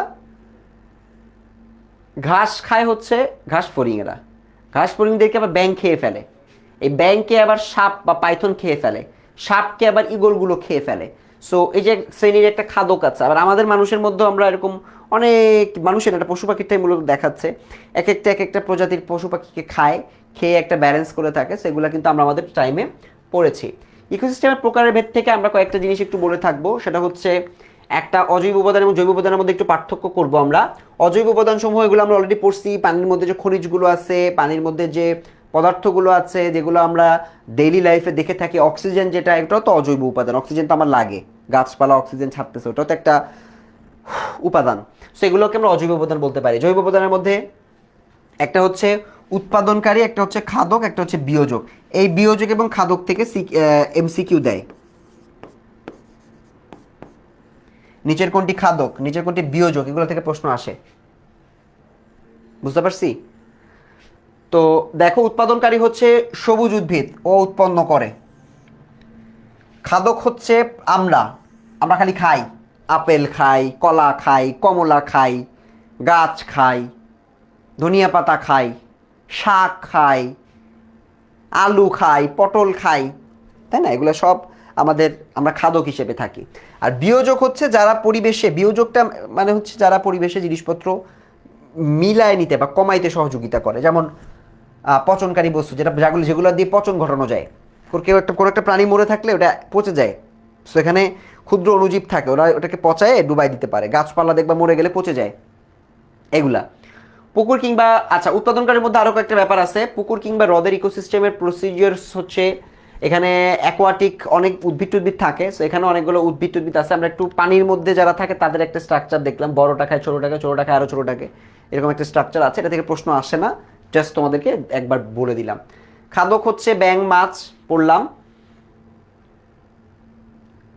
আর পানিতে বিয়োজক হচ্ছে পানিতে নিমজ্জিত কিছু উদ্ভিদ থাকে, এগুলো বা প্রাণী থাকে যেগুলো যে মারা যায়, এগুলো মারা গেলে বিভিন্ন ব্যাকটেরিয়া এবং ছত্রাক কিংবা মনে করো ক্ষুদ্র যে অণুজীবগুলো আছে, এরা মূলত এটা করতে পারে। বুঝতে পারলাম? আমরা খাদক সাথী, ইয়েস, আমরা খাদক, মানুষ কিন্তু খাদকের মধ্যেই পড়ে। এবার আমরা বলবো বনের যে বাস্তুতন্ত্র, সেই বাস্তুতন্ত্রের কিছু ধারণা আমরা একটু নিব, আমাদের বন জঙ্গলের কিছু বাস্তুতন্ত্রের ধারণা। এই অংশ থেকে প্রশ্ন আসে না, এটা অত বেশি ইম্পর্টেন্ট না যে খুব প্রশ্ন আসবে। আমরা একটা দুইটা একটু দেখি। সো আমাদের এখান থেকে যেটা ইম্পর্টেন্ট আমি তোমাদেরকে দাগাই দিব, দুইটা চক্র আছে, চক্র দুইটা তোমাদেরকে একটু পড়তে হবে। সেখানে আমরা অজৈব উপাদান কিছু বলছে, অজৈব আবার একই কথা, জৈব উপাদানগুলো কী কী এগুলো আমরা দেখলাম। বনের ক্ষেত্রে গাছপালা, নানা উদ্ভিদ, ফার্ন, তৃণ, এগুলো হচ্ছে উৎপাদক। আর খাদক হচ্ছে তৃণভোজী যে প্রাণীগুলো, মানে গাছ। আমরা হচ্ছে বনাঞ্চলের স্ট্রাকচারটা পড়তেছি, বনের মধ্যে খাদক কারা, উৎপাদক কারা, আর হচ্ছে বিয়োজক কারা, এটা আমরা দেখতেছি। তো বনের মধ্যে উদ্ভিদটা হচ্ছে তোমার উৎপাদক, ঠিক আছে। আর খাদক হচ্ছে তৃণভোজী যে প্রাণীগুলো থাকে, ঠিক আছে। আর আচ্ছা, এখানে কিছু খাদকের কিছু করছে, লেয়ার করছে, যেটা আমরা অলরেডি পড়ছি। একটা হচ্ছে প্রথম স্তরের খাদক, প্রাইমারি কনজিউমার্স হচ্ছে বানর, হরিণ, কাঠবিড়ালি, পাখি, এরা হচ্ছে প্রথম স্তরের খাদক। তারপর ওদেরকে যারা খায় তারা হচ্ছে দ্বিতীয় স্তরের খাদক। এবং সর্বোচ্চ স্তরের খাদক হচ্ছে বাজ পাখি এবং বাঘ। এই বাজ পাখি থেকে এমসিকিউ আসে। বাজ পাখিটা কোন স্তরের? সো আমরা এটাকে থার্ড স্তর দিতে চাই না। দিতে আমাদের একটু মনে লাগে যে পাখি, তুমি একটা পাখি, তুমি থার্ড স্টারে কেন যাবা? তুমি তো ফার্স্ট লেয়ারে চলে যাবা। সো এই জন্য এটাকে আমাদের একটু আলাদা করে মনে রাখতে হবে। বিয়োজক কোনগুলা? ওই খাদ্যগুলো যখন মারা যায় তখন ওই ওই অণুজীবগুলো ওদেরকে আবার ইয়া করে ফেলে। তো এখানে দেখো একটা 3 লেয়ারের একটা ইয়া দেওয়া আছে। এটা তোমাদের বাচ্চাদের মতো করে দেওয়া, তোমরা যদিও বড় মানুষ, তোমাদের এটা নিয়ে অত বেশি মানে কনসার্নিং কিছু না।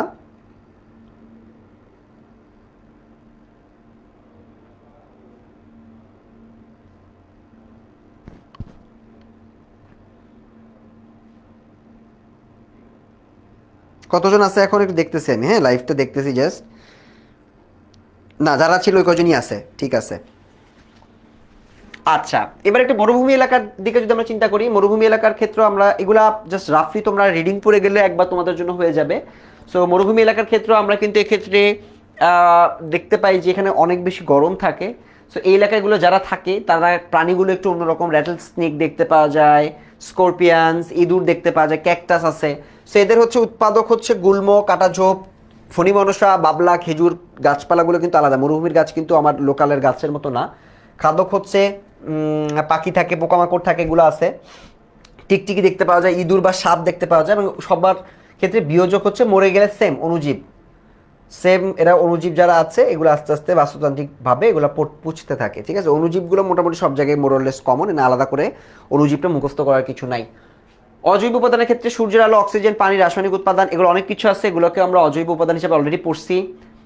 তারপর হচ্ছে সমুদ্রের বাস্তুতন্ত্রের ক্ষেত্রে উৎপাদক হচ্ছে প্লাঙ্কটন জাতীয় উদ্ভিদ, ওরা হচ্ছে উৎপন্ন করে, এটা খাদ্য হিসেবে ওরা খাদ্য উৎপন্ন করে। আর খাদক হচ্ছে শামুক বা উদ্ভিদভোজী যে মাছগুলো আছে, ওই গাছগুলো ওরা খায়। ঠিক আছে, পানির মাছগুলো, মাছ কিন্তু গাছ খায়, জানো? ভিতরে যে মাছগুলো আছে, মাছগুলো কিন্তু তোমার গাছের অংশ বিশেষগুলো খেয়ে বেঁচে থাকে। আর বিয়োজক হচ্ছে যে ব্যাকটেরিয়াগুলো আছে, ব্যাকটেরিয়াগুলো মাছগুলোকে আস্তে আস্তে পচতে সহযোগিতা করে থাকে। আচ্ছা, এবার আমরা আরো কিছু এমসিকিউ একটু প্র্যাকটিস করব।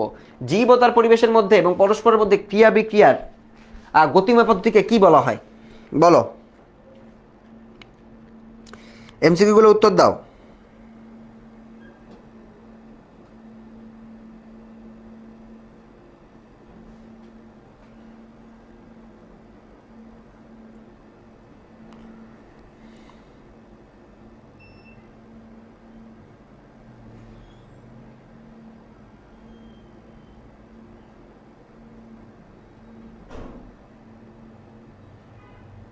এটা হচ্ছে বাস্তুতন্ত্র। ওকে, প্রাথমিক খাদকগুলো সাধারণত কি ধরনের? প্রাথমিক খাদকগুলো বা সাধারণত তৃণভোজী। যেমন আমরা ওই যে গাছপালার ক্ষেত্রে একটা পড়লাম না,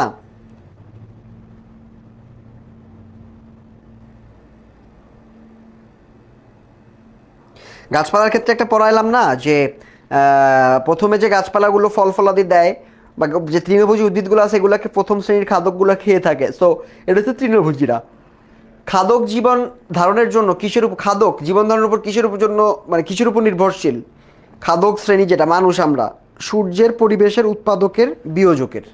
না, বিয়োজকের সাথে তো না, এটা হচ্ছে কি, কিসের সাথে বলো? আটের উত্তর বলো তো। পার্থ সাধু, পার্থ সাধু একটা উত্তর দিয়েছে।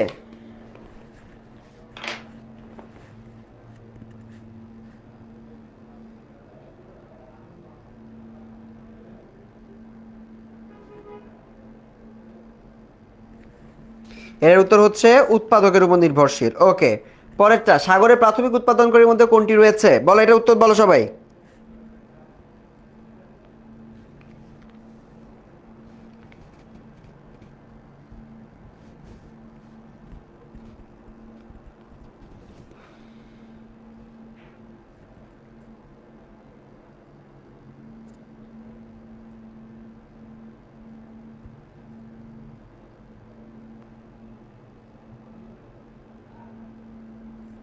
সেটার উত্তর হচ্ছে ফাইটোপ্লাঙ্কটন। যারা পারো নাই তারা একটু দেখে নাও, এই অংশ থেকে কিন্তু প্রশ্ন আসবে ভাইয়া, সো ফাঁকিবাজি করলে বিপদে পড়ে যাবা।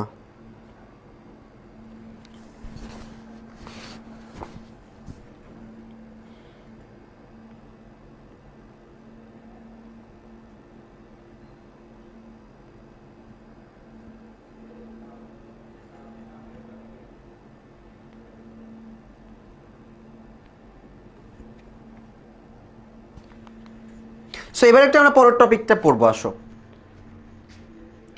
এবার আমরা পড়বো বায়োম। বায়োম কি তোমরা একটু আমরা জানো, আমাকে বলো তো বায়োম কি। এবার আমরা যে টপিকটা পড়বো এই টপিক থেকে সিকিউ এর ক আসে এবং কিছু এমসিকিউ আসে।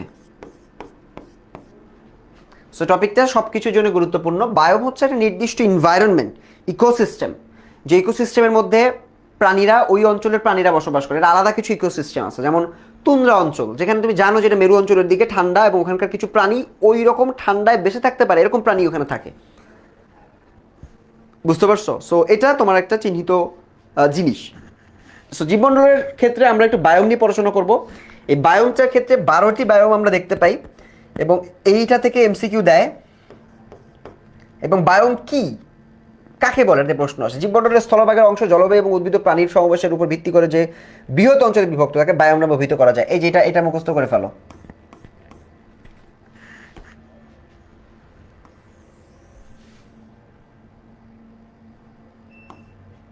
এটা 100% মুখস্থ করে ফেলো,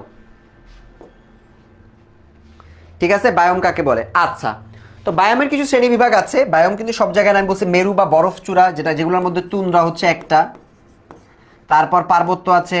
তুন্দ্রা ইটসেলফ আলাদা একটা আছে, তৈগা, তুন্দ্রা, তৈগা, হ্যাঁ। সো এগুলো আছে। তারপর নাতিশীতোষ্ণ তৃণভূমি আছে, নাতিশীতোষ্ণ পর্ণমোচী তরণ্য আছে, চ্যাপারাল আছে, বনভূমি আছে, সাভানা আছে। এগুলোকে মুখস্থ করব? উত্তর হচ্ছে এগুলার 12টা নাম মুখস্থ করার দরকার নেই, বাট কয়েকটা নাম তোমাকে জানা থাকতে হবে। কেন জানো? কারণ এগুলো তোমার যখন তো বায়োম সম্পর্কে লিখতে বলবে, দু একটা নাম তোমাকে লিখে আসতে হবে, আদারওয়াইজ মনে করবে তুমি কিছু পড়ো নাই। বুঝতে পারছো? ওকে, পরের অংশ কি দেখো। সো এই বায়োমগুলোর মধ্যে তুন্দ্রাটাতে আমরা প্রথমে একটু পড়ার চেষ্টা করি। সো তুন্দ্রাতে এই যে আমরা বললাম পৃথিবীর মোট ভূপৃষ্ঠের 1.1 মানে 9 ভাগের 1 ভাগ অংশ দখল করে আছে তুন্দ্রা অঞ্চল। উত্তর আমেরিকা, ইউরোপ ও এশিয়া মহাদেশের উত্তর সীমানায় এই অঞ্চলের অন্তর্ভুক্ত। এই অঞ্চলের বৃষ্টিপাতের পরিমাণ অনেক কম। সো আমরা দেখো, এটা যদি আমাদের পৃথিবীটা হয়, এটা হচ্ছে সেন্ট্রাল, এখানে সূর্য খারাপভাবে কিরণ দেয়, এই অঞ্চলগুলোতে সূর্য খারাপভাবে কিরণ দেয়, এই জন্য এখানে বরফ টরফ কম। সো এই উত্তর অঞ্চলে এই যে অঞ্চলগুলো আছে, এই অঞ্চলগুলোতে আমরা এই তুন্দ্রাটাকে বড় হইতে দেখি। সো তুন্দ্রা অঞ্চলটা সম্পর্কে তোমাদের কিছু মানুষের জানা থাকতে হবে যে তুন্দ্রাটা আসলে কিভাবে কাজ করে থাকে। এখানে বৃষ্টিপাত কম কারণ হচ্ছে সূর্য কম তাপ দেয়, পানি কম, জলীয় বাষ্প হয়। এই অঞ্চলগুলোতে সূর্য কম তাপ দেয়, এই জন্য জলীয় বাষ্প কম হয়, এই জন্য বৃষ্টি কম হয়। As simple as that. এই যে দেখো, এই অঞ্চলগুলো, উপরের দিকের অঞ্চলগুলো তুন্দ্রা অঞ্চল। এই অঞ্চলে প্রধানত হরিতকি আছে, অনেক ধরনের গাছপালা আছে। এই নামগুলো তোমরা দেখবা, এই নামগুলো তোমাদেরকে পড়তে হবে। তুন্দ্রা অঞ্চলের দক্ষিণে হচ্ছে উত্তর আমেরিকা। এই তুন্দ্রা অঞ্চলে দেখো ম্যাপের উপরের সাইডের অংশগুলোকে আমরা মূলত তুন্দ্রা অঞ্চল হিসেবে চিহ্নিত করে থাকি। যেটা তোমাদের এখান থেকে পড়তে হবে, আচ্ছা আমরা তৈগা পড়তেছি, সরি। তুন্দ্রা হচ্ছে উপরের অংশটা, এই উপরের অংশটা, তৈগা হচ্ছে তার নিচের যেটা আছে। সো তুন্দ্রা অঞ্চলের দক্ষিণে হচ্ছে, আরো দক্ষিণে যেটা আছে সেটা হচ্ছে, এটা যদি হয় তুন্দ্রা, এই নিচে অংশটা হবে, এটা হচ্ছে তৈগা। সো উপর দিকটা যেহেতু উত্তর এবং নিচে যেহেতু দক্ষিণ, সো তুন্দ্রার দক্ষিণ দিকে হচ্ছে তৈগা অবস্থিত। দিকটা তোমাদেরকে ভাবে চিহ্নিত করতে হবে। এখানে বৃষ্টিপাত পরিমাণ তুলনামূলক বেশি, কারণ কি, যত তুমি উপর থেকে নিচের দিকে আসবা তত বৃষ্টি বেশি। তার কারণ কি? কারণ সূর্যের তাপ বেশি, জলীয় বাষ্প হবে বেশি, বৃষ্টি হবে বেশি।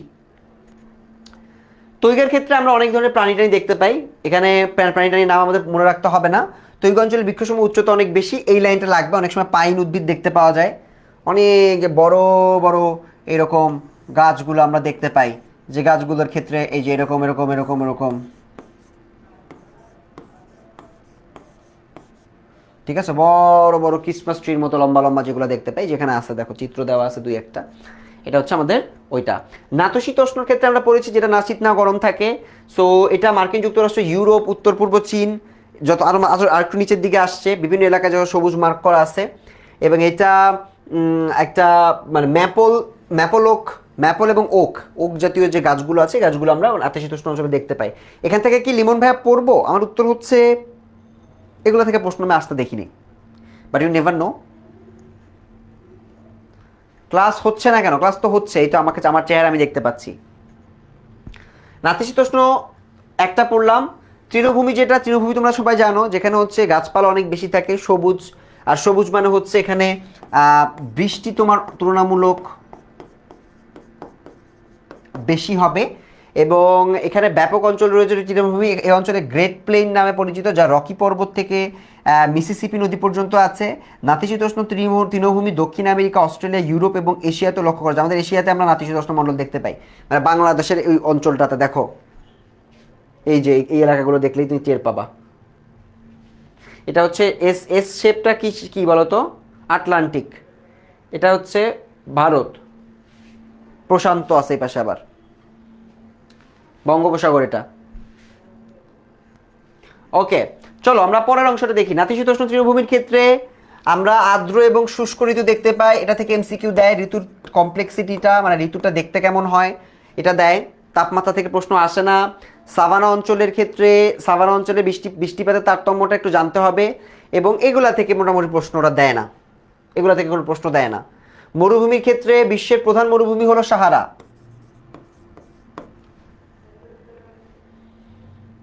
আর কিছু এখান থেকে আসে না, আমি আর আর কিছু এখান থেকে আসতে দেখি না এই পরীক্ষায়, ফাইনাল পরীক্ষায়, মানে এইচএসসি পরীক্ষায় আর কি। মরুভূমি হচ্ছে অধিকাংশ বনফুল বসন্তে বৃষ্টিপাত হলে মরুভূমি ফোটে। মরুভূমিতে প্রাণীসমূহের মধ্যে বিশেষ ধরনের বিড়াল, সাপ, ইঁদুর ইত্যাদি আছে। এখান থেকে মূলত তোমরা বায়োম, বায়োম কি, আর হচ্ছে পৃথিবীর বিভিন্ন বায়োম, তোমার মতো করে তুমি 2-3টা মনে রাখবা, ওই 2-3টাকে তুমি পরীক্ষার হলে লিখে আসবা। তোমাকে কোনো নির্দিষ্ট করে কিছু নাও দেওয়ার চান্স আছে, মানে দিবে না আর কি। এইগুলা পড়লে আমার মনে হয় তুমি নিজেই লিখে আসতে পারবা। বুঝতে পারছো? ক্রান্তীয় বৃষ্টি অরণ্য, যেটাতে অনেক পরিমাণে আমরা দেখতে পাচ্ছি গড় তাপমাত্রা একটু কম, আবার ঠান্ডা হতে শুরু করছে। বৃষ্টিপাতের পরিমাণ 200 থেকে 400 সেন্টিমিটার, মানে কিন্তু ভালোই। পৃথিবীর বায়ামসমূহের মধ্যে এই অঞ্চলে অনেক শক্তিশালী এবং জটিল প্রকৃতির। এই যে দেখো নিচের দিকে আবার নেমে আসতেছি, আবার নিচের দিকে নেমে আসতেছি, যে নিচের দিকে নেমে আসতেছি, অস্ট্রেলিয়ার থেকে আরও নিচের দিকে নেমে আসতেছি। এই অঞ্চলের প্রধান ক্রান্তীয় বৃষ্টি অরণ্যের ক্ষেত্রে উচ্চতা, বৃক্ষসমূহ অত বেশি উচ্চ হয় না, এবং এখানে অনেক পরিমাণে পশু পাখি আছে। এগুলোও আমাদের আলাদা করে মুখস্থ করার কিছু নাই। তো অতুঙ্গ বায়ম, সমুদ্রপৃষ্ঠ থেকে অনেক উঁচুতেও এক ধরনের বায়ম লক্ষ্য করা যায়। পার্বত্য এলাকা উচ্চতা ভেদে বৃষ্টিপাত ও তাপমাত্রার মধ্যে পার্থক্য ঘটে। এটা হচ্ছে এই যে আমি যে তোমাদেরকে একটু আগে যে বন জঙ্গলগুলো দেখাইলাম না, এখানগুলোতে কিন্তু তাপমাত্রা কম, এই জন্য বৃষ্টিপাতও আলাদা হয়। তাপমাত্রার উপর কিন্তু আর্দ্রতাও নির্ভর করে। সো এই জন্য এই উপরের এই অঞ্চলগুলোতে আরেকটা বায়ন তৈরি হয়েছে, যেটা ওখানে মার্ক করলো, যেটাকে আমরা আরেকটা বায়ন বলতে পারি, হচ্ছে অতুঙ্গ বায়ন, আলটিটিউডিনাল বায়োমস। আরো কিছু এমসিকিউ আসে, দেখো এই এমসিকিউর উত্তর বলো। তৃণভূমির বায়ামের প্রধান উদ্ভিদ কোনটি?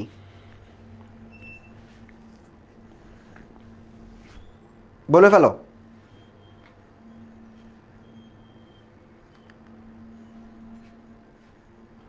দেখি উত্তর দাও, ভুল হলেও হোক সমস্যা নাই, এবার উত্তর দেওয়ার চেষ্টা করো।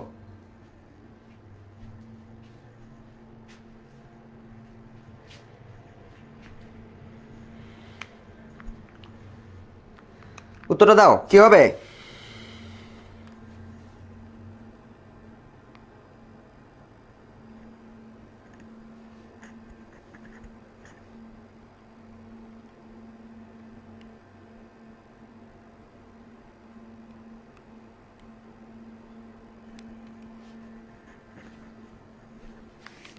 এটা হচ্ছে ঘাস। যারা সি বলছো তারা ভুল, ক্যাকটাস হচ্ছে মরুভূমির ওই এলাকার, হবে না। তৃণভূমি বায়ামের অন্যতম প্রধান প্রাণী হচ্ছে জেব্রা। পৃথিবীর বৃহত্তম বনভূমি কোথায় অবস্থিত? দেখি এটা পারতে হবে, এটা ইম্পর্টেন্ট।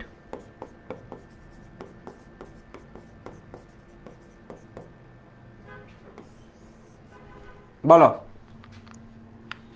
3 এর উত্তরটা বলো।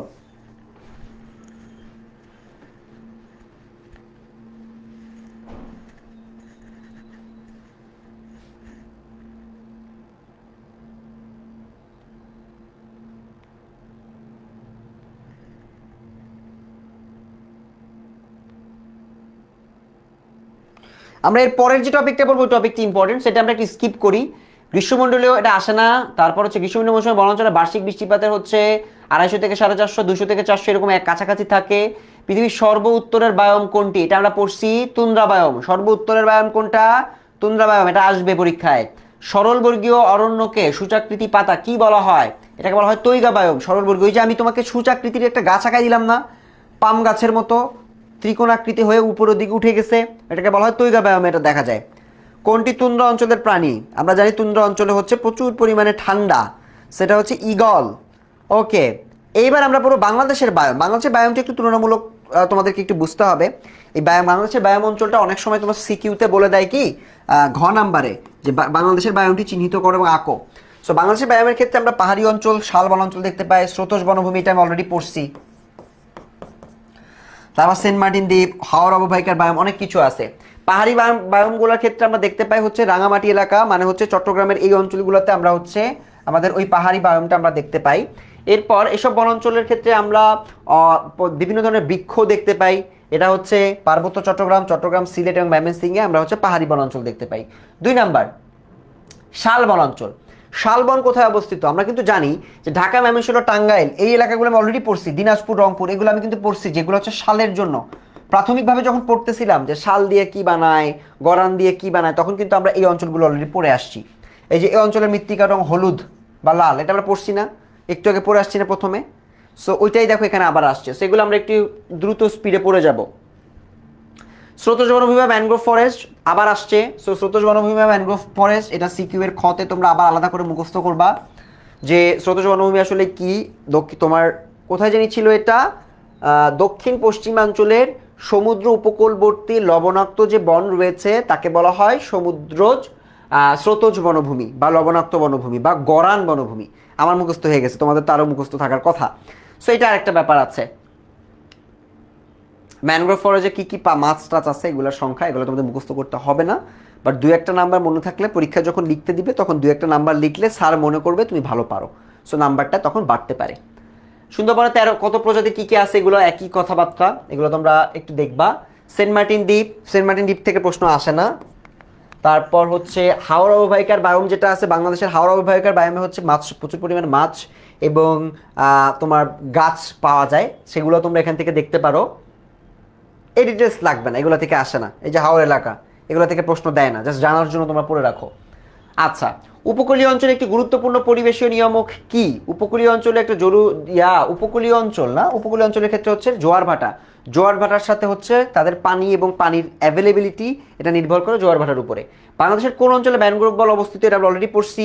উপকূল অঞ্চলে, দক্ষিণ উপকূল অঞ্চলে এটা ম্যানগ্রোভ বন। ম্যানগ্রোভ বনটা হচ্ছে সুন্দরবন। দেখি তো সুন্দর করে লেখার চেষ্টা করি হয় কি না।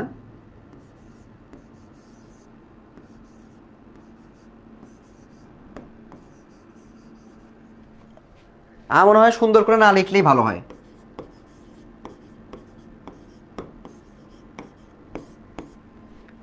এনিওয়েজ, বাংলাদেশে সাধারণত কোন ধরনের বায়ম দেখা যায়?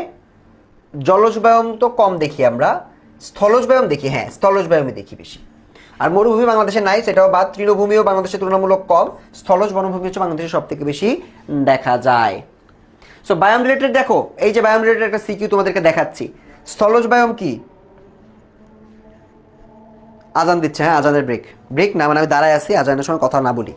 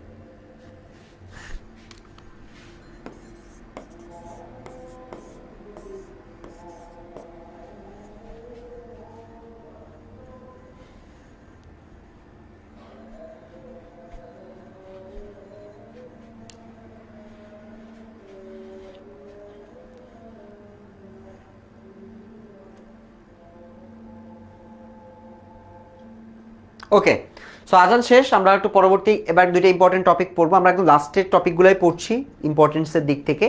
এরপরে আমাদের লাস্ট চ্যাপ্টার যেহেতু আমরা পড়বো না, সো এটা আমরা দেখবো না অত ভালো করে। তো আমরা একটু এটা দেখি, কার্বন চক্র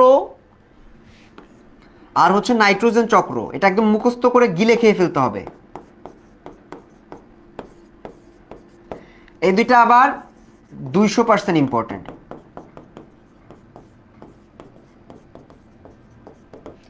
সো কার্বন চক্র এবং নাইট্রোজেন চক্র নিজে ভালো করে মুখস্থ করো।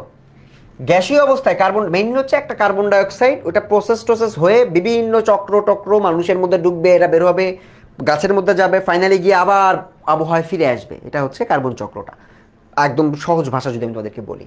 তো দেখো, কার্বন ডাইঅক্সাইড গ্যাসীয় অবস্থায় কার্বন ডাইঅক্সাইড মুক্ত গ্যাস হিসেবে বায়ুমণ্ডলে থাকে, এবং গ্যাস হিসেবে নির্মল পানীয় সাগর মহাসাগরের পানিতে থাকে, অনেক সময় পানিতে থাকে, অনেক সময় বাতাসে থাকে, বায়ুমণ্ডল এবং ভূপৃষ্ঠের মধ্যে কার্বন বিনিময় চলতে থাকে। সো এখানে দুইটা জিনিস হচ্ছে, একটা হচ্ছে স্থল ও সামুদ্রিক উদ্ভিদের সালোক সংশ্লেষণের ক্ষেত্রে আবার আমরা দেখতে পাচ্ছি কার্বন ডাইঅক্সাইডকে, আবার সামুদ্রিক পানি দ্বারা আত্মভূতকরণ বা বিশ্লেষণ প্রক্রিয়ার মাধ্যমে আমরা কার্বন চক্রকে হতে দেখি। প্রথমটা হচ্ছে সালোক সংশ্লেষণ, এটার মাধ্যমে কীভাবে আমরা কার্বন চক্রটাকে হতে দেখি। বায়ুমণ্ডলের কার্বনের প্রধান উৎস হলো উদ্ভিদের সালোক সংশ্লেষণ প্রক্রিয়া। সো উদ্ভিদ প্রাণী আস্তে আস্তে দেহে আছে গ্লুকোজ, এবং এটা আস্তে আস্তে যে গ্লুকোজটা সেটাকে আমরা জানি গ্লুকোজের সংখ্যাটা হচ্ছে C6H12O6, তাই না? সো এটার সাথে আমরা জানি এটা হচ্ছে গ্লুকোজ। উদ্ভিদ প্রাণী উভয়ের দেহেই কার্বন যৌগ তথা গ্লুকোজ জারিত হয়ে কার্বন ডাইঅক্সাইড রূপে তোমার প্রকৃতিতে ফিরে আসে। তার মানে এই যে গ্লুকোজ, এই গ্লুকোজ সালোক সংশ্লেষণ প্রক্রিয়ার মাধ্যমে পরবর্তীতে দেখা যায় যে কার্বন ডাইঅক্সাইডটাকে পরিবেশে ফিরিয়ে দিচ্ছে। সো এটা হচ্ছে ঘটতেছে। সো উদ্ভিদজাত বিভিন্ন পদার্থ দহন ক্রিয়ার দ্বারাও অনেক ক্ষেত্রে বায়ুতে কার্বন ছেড়ে থাকে। সো আমরা এখানে দেখতে পাচ্ছি যে কার্বন ডাইঅক্সাইড, এটার সাথে হচ্ছে পানি, সূর্যরশ্মি, এটার ফলে মেইনলি ছিল হচ্ছে গ্লুকোজ এবং অক্সিজেন, যেটা হচ্ছে আমাদের উদ্ভিদকে আমরা করতে দেখি, যে সে বাতাসে অক্সিজেন অনেক ক্ষেত্রে হচ্ছে ছেড়ে দেয়। তো উদ্ভিদের প্রাণী কার্বন ডাইঅক্সাইড উৎপাদন ও ত্যাগের প্রক্রিয়াটা হলো, প্রথমে উদ্ভিদ বায়ুতে বিদ্যমান কার্বন ডাইঅক্সাইড যেটা আছে ওটা সে নিয়ে নেয়, এবং নিয়ে নেওয়ার মাধ্যমে সে কিন্তু খাবারটা গ্রহণ করে থাকে এবং সে খাদ্য উৎপন্ন করে থাকে। আমরা এই যে দেখতে পাচ্ছি যে কার্বন ডাইঅক্সাইড, পানি, শক্তি, এই সব কিছু মিলিয়ে সে হচ্ছে গ্লুকোজ তৈরি করতেছে এবং বাতাসে অক্সিজেন ছেড়ে দিচ্ছে, সেই অক্সিজেন আবার তুমি আমি গ্রহণ করতেছি। সো এটা হচ্ছে একটা প্রক্রিয়ার প্রথম অংশ। এরপর প্রাণী উপরিউক্ত প্রক্রিয়ায় উৎপন্ন অক্সিজেনটা গ্রহণ করে থাকে এবং দেহাভ্যন্তরে উৎপন্ন কার্বন ডাইঅক্সাইড ত্যাগ করে। সো আমরা দেখো গ্লুকোজ নিচ্ছি, অক্সিজেন নিচ্ছি আবার, এবং এর পরবর্তীতে বায়ুতে আমরা কার্বন ডাইঅক্সাইড ছাড়তেছি এবং আমাদের শরীরে আমরা পানি পাচ্ছি এবং শক্তি পাচ্ছি। এখানে এটা হচ্ছে আমার শরীরের মধ্যে, প্রাণীর শরীরের মধ্যে আমি অক্সিজেন নিচ্ছি, গ্লুকোজ নিচ্ছি, কার্বন ডাইঅক্সাইড বের করে দিচ্ছি, পানিটা থাকতেছে শরীরে, শক্তি তো আমার শরীরে আমি ব্যবহার করতেছি। সো এটা হচ্ছে একটা চক্র এখানে চলতেছে। সো এটার মাধ্যমে কার্বন ডাইঅক্সাইড আবার বাতাসে ফিরে আসে। খুব সহজ, কঠিন কোনো কিছু না। উদ্ভিদ যেটা ছাড়তেছে আমরা ওটা নিয়ে আবার আরেকটা ছেড়ে দিচ্ছি, সেটা একটা কার্বন প্রসেস। এই পুরো প্রসেসকে বলা হয় কার্বন চক্র। কার্বন চক্র থেকে পরীক্ষায় প্রশ্ন আসবে আমার ধারণা। সামুদ্রিক প্রাণীর ক্ষেত্রে আমরা দেখতে পাই যে ওদের অনেক পরিমাণে কার্বন চক্রের একটা ব্যাপার এখানে চলতেছে। সো আমরা এখানে দেখতে পাই এই যে তোমার বায়ুতে কার্বন চক্রের ভারসাম্য রক্ষা সমুদ্রের পানি ভূমিকা রাখে। মহাসাগর ও মহাদেশগুলোতে মিলিতভাবে বায়ুমণ্ডল থেকে 230 বিলিয়ন টন কার্বন ডাইঅক্সাইড গ্রহণ করে থাকে। সাগরগুলো মেনলি এটাকে গ্রহণ করে থাকে, অ্যাবজর্ভ করে থাকে। আচ্ছা, এবার একটু পরিবেশ ভারসাম্য রক্ষায় কার্বন চক্রের গুরুত্ব, এটাও আসে পরীক্ষায়। যখন তুমি কার্বন চক্র লিখবা তখন এই গুরুত্ব অংশটা তুমি যদি যুক্ত করে দাও, অনেক সময় তোমার প্রশ্নের উত্তর তুমি একটু বড় করে লিখতে পারো। সো পরিবেশে কার্বন ডাইঅক্সাইড তো ক্ষতিকারক, কার্বন ডাইঅক্সাইডের ফলে উষ্ণতা বৃদ্ধি পায়। সো এই জন্য কার্বনের পরিমাণটা আমাদেরকে আসলে কমাইতে হবে। সো এই জন্য এটা আমাদের কার্বনের যে চক্রটা, চক্রের ফলে কিন্তু কার্বনটা একান্ত প্রয়োজন। মেইনলি হচ্ছে উদ্ভিদের জন্য যে কার্বন ডাইঅক্সাইড প্রয়োজন, সেই প্রয়োজনের উদ্ভিদের জন্য যে কার্বন ডাইঅক্সাইডের প্রয়োজন, এটা কিন্তু কার্বন চক্রের কারণেই, যেহেতু কার্বন ডাইঅক্সাইড হচ্ছে কার্বন চক্রের মাধ্যমে পরিবেশে ফিরে আসে, আর ফিরে আসে বলে উদ্ভিদ কার্বন গ্রহণ করতে পারতেছে, সেই জন্য কার্বন চক্রের গুরুত্বটা অপরিসীম। আচ্ছা, সো এছাড়া বিশ্বব্যাপী বন নিধন এবং জীবাশ্ম জ্বালানি ব্যবহারের ফলে বায়ুতে এর মাত্রা আরও বৃদ্ধি পাওয়ার সম্ভাবনা রয়েছে। এটার ফলে কার্বন চক্রের ফলে কার্বন যেমন গ্রহণ হয় তেমন কার্বনটা আবার নিশ্চিত হয়। সো এটা একটা ব্যাপার আছে। সো আমরা একটা এমসিকিউ একটু দেখি। সালোক সংশ্লেষণ প্রক্রিয়ায় কার্বন সমন্বিত যৌগ কোনটি? গ্লুকোজ। প্রাণীরা উদ্ভিদের তৈরি কার্বন যৌগকে খাদ্য হিসেবে গ্রহণ করে কি সংগ্রহ করে? অক্সিজেন।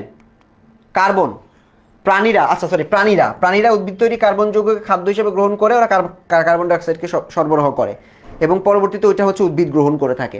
আচ্ছা, মানে এটা হচ্ছে এই যে একটা বিক্রিয়া দেখে আসলাম না, সরবরাহের বিক্রিয়াটা, এই যে এই বিক্রিয়াটা, এটা না,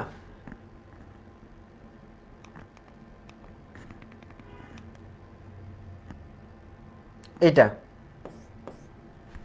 এখানে CO2 লেখা, এটা কার্বন ডাইঅক্সাইড হবে।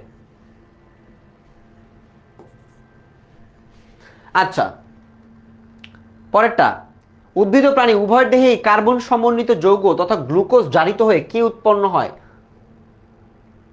তোমার কার্বন ডাইঅক্সাইড উৎপন্ন করছে, CO2, এখানে অক্সিজেন যেহেতু নাই তো কার্বন ডাইঅক্সাইড তোমরা দিয়ে দিলা। এবার হচ্ছে নাইট্রোজেন চক্র, এটা আরেকটা ইম্পর্টেন্ট ফ্যাক্টর।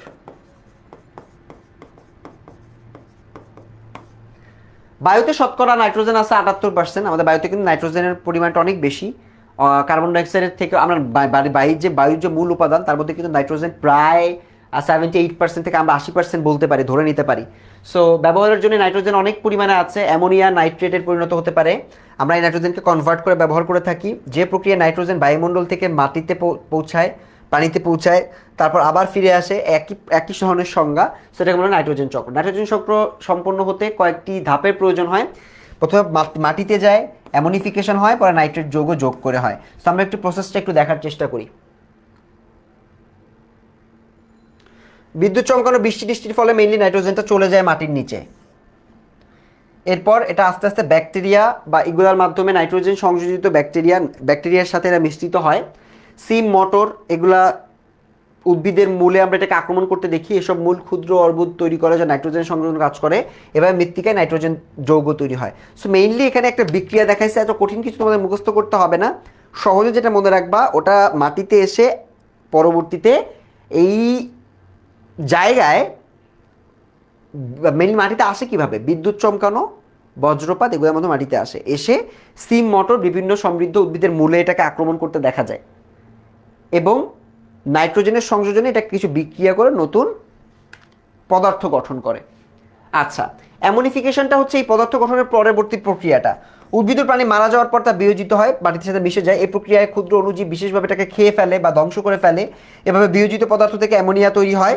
এই অ্যামোনিয়া ও অ্যামোনিয়া লবণ উৎপন্ন হতে থাকে এবং অ্যামোনিয়া পরবর্তীতে আস্তে আস্তে অন্যান্য আরও কিছু প্রক্রিয়ায় তোমার যৌগ গঠন করে অ্যামিনো অ্যাসিড হিসেবে, পরে তা উদ্ভিদ আবার ওটাকে শোষণ করে এবং উদ্ভিদ ও প্রাণী আস্তে আস্তে নাইট্রোজেন যৌগটাকে গ্রহণ করে। সো মাটি থেকে আবার উদ্ভিদ গ্রহণ করতেছে, গ্রহণ করার পরে উদ্ভিদ আবার এটাকে বিভিন্ন উপায়ে বিয়োজিত করার মাধ্যমে নাইট্রাস অক্সাইড এটা ছাড়ে এবং ছাড়ার মাধ্যমে নাইট্রোজেন আকারে পুনরায় আবার বায়ুতে হচ্ছে ফিরে নিয়ে আসে। সো এখানে মূলত মানে অনেক কমপ্লেক্স করে সায়েন্সের মতো করে লেখা, বাট আমরা যেহেতু সায়েন্স সো এই ব্যাখ্যাটা খুব যে ডিটেলসে সায়েন্সের ওই প্যাটার্নে দেয় এরকম না, আমাদেরকে জাস্ট রাফলি এটা লিখে আসতে হয় যে কোন প্রসেসের পর কোন প্রসেস আসতে থাকে। তো তোমরা পরীক্ষায় এটা একটু লিখে দিবা। নাইট্রোজেন চক্রের গুরুত্বটা একটু দেখো। মাটিতে যেহেতু ফিরে আসলে এটা উদ্ভিদ গ্রহণ করে, উদ্ভিদের জন্য অনেক ক্ষেত্রে লাগে। মাটিতে চাষাবাদের কারণে নাইট্রোজেনের পরিমাণ হ্রাস পায়, সো এগুলোর জন্য এটা লাগে।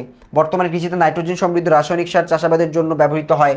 জমিতে অতিরিক্ত সার ব্যবহারের ফলে জমির উর্বরতা ক্রমাগত হ্রাস পাচ্ছে। সো এটা মাটিতে ন্যাচারালি থাকাটাই ভালো, আমার আলাদা করে অ্যাটাচ করাটা একটু খারাপ। শস্যের আবাদ কমে গেলে প্রাণী খাদ্য ঘাটতিতে পড়বে। সো নাইট্রোজেন যদি মাটিতে থাকে শস্যের আবাদ ভালো হবে, না থাকলে খারাপ হবে। সো এই জন্য এটা গুরুত্বপূর্ণ, সিম্পল ব্যাখ্যা। নাও এবার কিছু এমসিকিউ একটু দেখি পারো কিনা। ক্লাসটা কতক্ষণ হবে? 1:15 পর্যন্ত নিব ইনশাআল্লাহ। এর উত্তর কি হবে? এই এমসিকিউটার উত্তরটা বলো।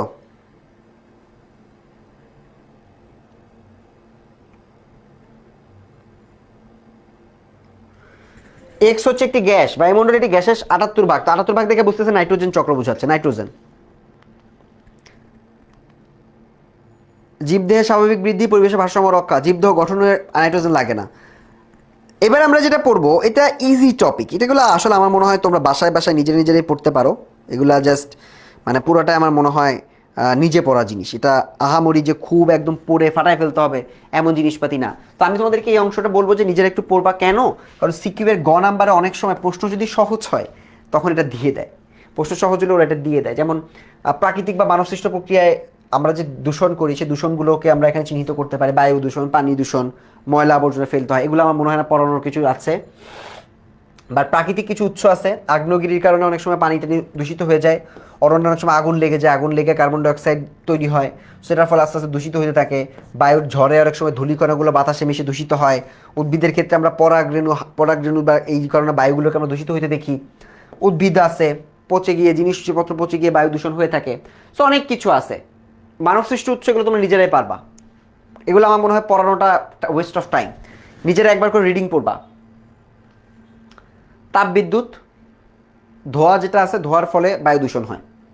নিউক্লিয়ার বিদ্যুৎ কেন্দ্রে হয়ে থাকে, কারখানার কালো ধোঁয়া, শিল্প, কৃষিক্ষেত্রে কি আছে, কার্বন ক্লোরিনেটেড হাইড্রোকার্বোজেন, যেটা হচ্ছে ধূলিকণা, কুয়াশা। আচ্ছা বুঝছি, ফসলে যখন ব্যবহার করো তখন এটা তোমার জন্য খারাপ। রেফ্রিজারেটার, ফ্রেয়ন গ্যাস ব্যবহার করো, ক্লোরোফ্লোরোকার্বন, খারাপ এটা। মানব সৃষ্ট উৎসের মধ্যে আরও আছে হচ্ছে গৃহস্থালী জ্বালানি, কালো ধোঁয়া বের হয়। সচল উৎস হচ্ছে পরিবহন, বাসের কালো ধোঁয়া, জাহাজের কালো ধোঁয়া, এগুলোর কারণে হতে পারে। বায়ু দূষণ প্রতিরোধ করতে গেলে আইনগত ব্যবস্থা নিতে হবে। লিগ্যাল মিনস মানে হচ্ছে পানিশমেন্ট দিবা 10 বছরের জেল। প্রযুক্তিগত হতে পারে সাদা ধোঁয়া। ব্যক্তিগত হতে পারে নিজের ব্যক্তিগত জীবনে গ্যাসের চুলাটা একটু বুঝে শুনে ব্যবহার করা। এগুলো চ্যাপ্টার 4 পড়েছো, ইয়াস, এই জন্য আমি এগুলো খুব কুইকলি স্কিপ করে যাচ্ছি। আইনগত উপায়, এগুলো পড়লাম। বিধিমালা, অনেকগুলো বিধিমালা আছে, এগুলো থেকে প্রশ্ন আসে না। প্রযুক্তিগত ক্ষেত্রে থেকে আমরা এই যে দেখলাম যে ক্ষতিকারক গ্যাস বাদ দিতে হবে, রূপান্তর করতে হবে, নিক্ষিপ্ত দূষকের লঘুকরণ, মানে যা যত দূষণ হয় এরকম কাজ কমায় আনতে হবে, সেগুলো একটা ব্যাখ্যা হতে পারে। স্বকীয় ব্যক্তিগত উপায়, সংরক্ষণ করবা, নিজের মতো করে বায়ুগুলো নষ্ট করবা না, সম্পদের যথাযথ ব্যবহার করবা, বিদ্যুৎ বুঝে শুনে ব্যবহার করবা, পানি ব্যবহার করবা ঠিকঠাকভাবে, অপচয় করবা না। এগুলা পড়ানোর কিছু নাই। পানি দূষণ, এগুলো পারো সবাই। পানি দূষণের প্রভাব, এগুলো আমার মনে হয় না বলার দরকার আছে, রোগ হয়। আইনগত, এটাও সেম। আইনগত একটা পড়লে বাকিগুলো নিজে নিজে লেখা যায়, ঠিক আছে। সো আইনগত এগুলো আমরা পড়লাম। ব্যক্তিগত কি, পানি দূষণ হ্রাস করা হচ্ছে পানি অপচয় না করা, ময়লা না ফেলা, কাপড় চোপড় পুকুরে পানিতে না ধোয়া, এগুলো আমরা নিজেরা পড়তে পারবো। মৃত্তিকা মাঝে মাটি দূষণ আর কি। মাটি দূষণ করলে তোমার ওই যে পরিবেশে ফসল উৎপন্ন করা কঠিন হয়ে দাঁড়ায়। সো এটার অনেক ক্ষেত্রে সজীব রোগ সৃষ্টিকারী ভাইরাসের আক্রমণ অনেক সময় মাটি দূষণ হয়। তুমি জৈব সার ব্যবহার করলে ওটা হতে পারে। তারপর হচ্ছে শিল্প পরিবেশনে বর্জ্যগুলা, ময়লাগুলো ফেললে হতে পারে। কৃষির জন্য জমিতে তোমার সার দিলে হতে পারে। তেজস্ক্রিয় বর্জ্য ফেললে অনেক সময় হতে পারে। প্রাণীর দ্বারা হতে পারে, বোমা নিক্ষেপ করলে হইতে পারে, ঠিক আছে। এগুলো হচ্ছে জীব সম্পর্কিত প্রভাব। আচ্ছা, মাটি দূষণের প্রভাব হচ্ছে খাবার দাবার হয় না, শরীরে বিভিন্ন রোগ আসতে পারে, কারণ যে ফসলটা ফলাচ্ছ মাটি থেকে, ওটা আবার খাচ্ছ, খেলে তোমার শরীরের মধ্যে রোগ ঢুকে যাচ্ছে, সেটা খারাপ, ঠিক আছে। বায়ু দূষণ, এই দূষণগুলো আমার মনে হয় খুবই সহজ, ব্যক্তিগত প্রভাব লিখছে। জলবায়ুর যেসব উপাদান মাটির উপরের উর্বর স্তর সরিয়ে নিয়ে মাটি অনুর্বর করে,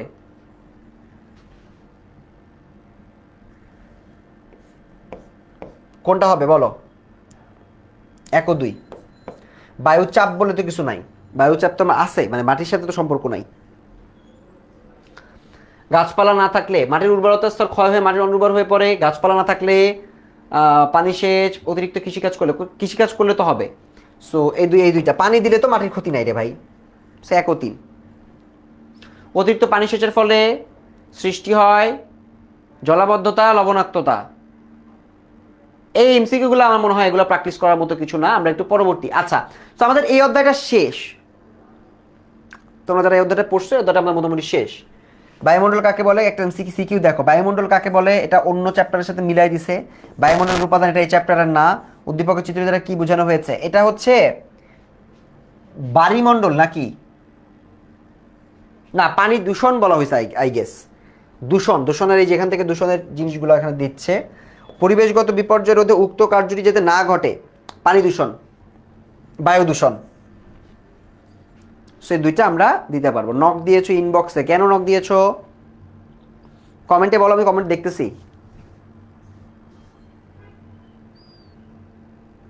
আচ্ছা, পরের চ্যাপ্টারটা, এই চ্যাপ্টারটা থেকে আসলে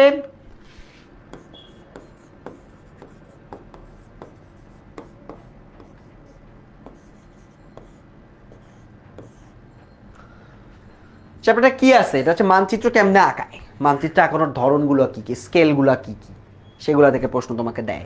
মানচিত্রের স্ট্রাকচারটা কি রকম হইতে পারে, এখান থেকে কোনো এমসিকিউ সিকিউ পড়ে টাইম নষ্ট করবা না।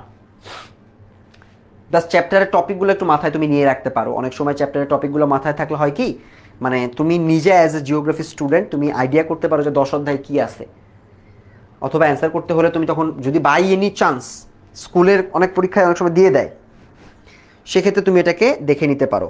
আমি একটু দেখি ফেসবুকে তোমাদের কারো কোনো প্রশ্ন আছে কিনা।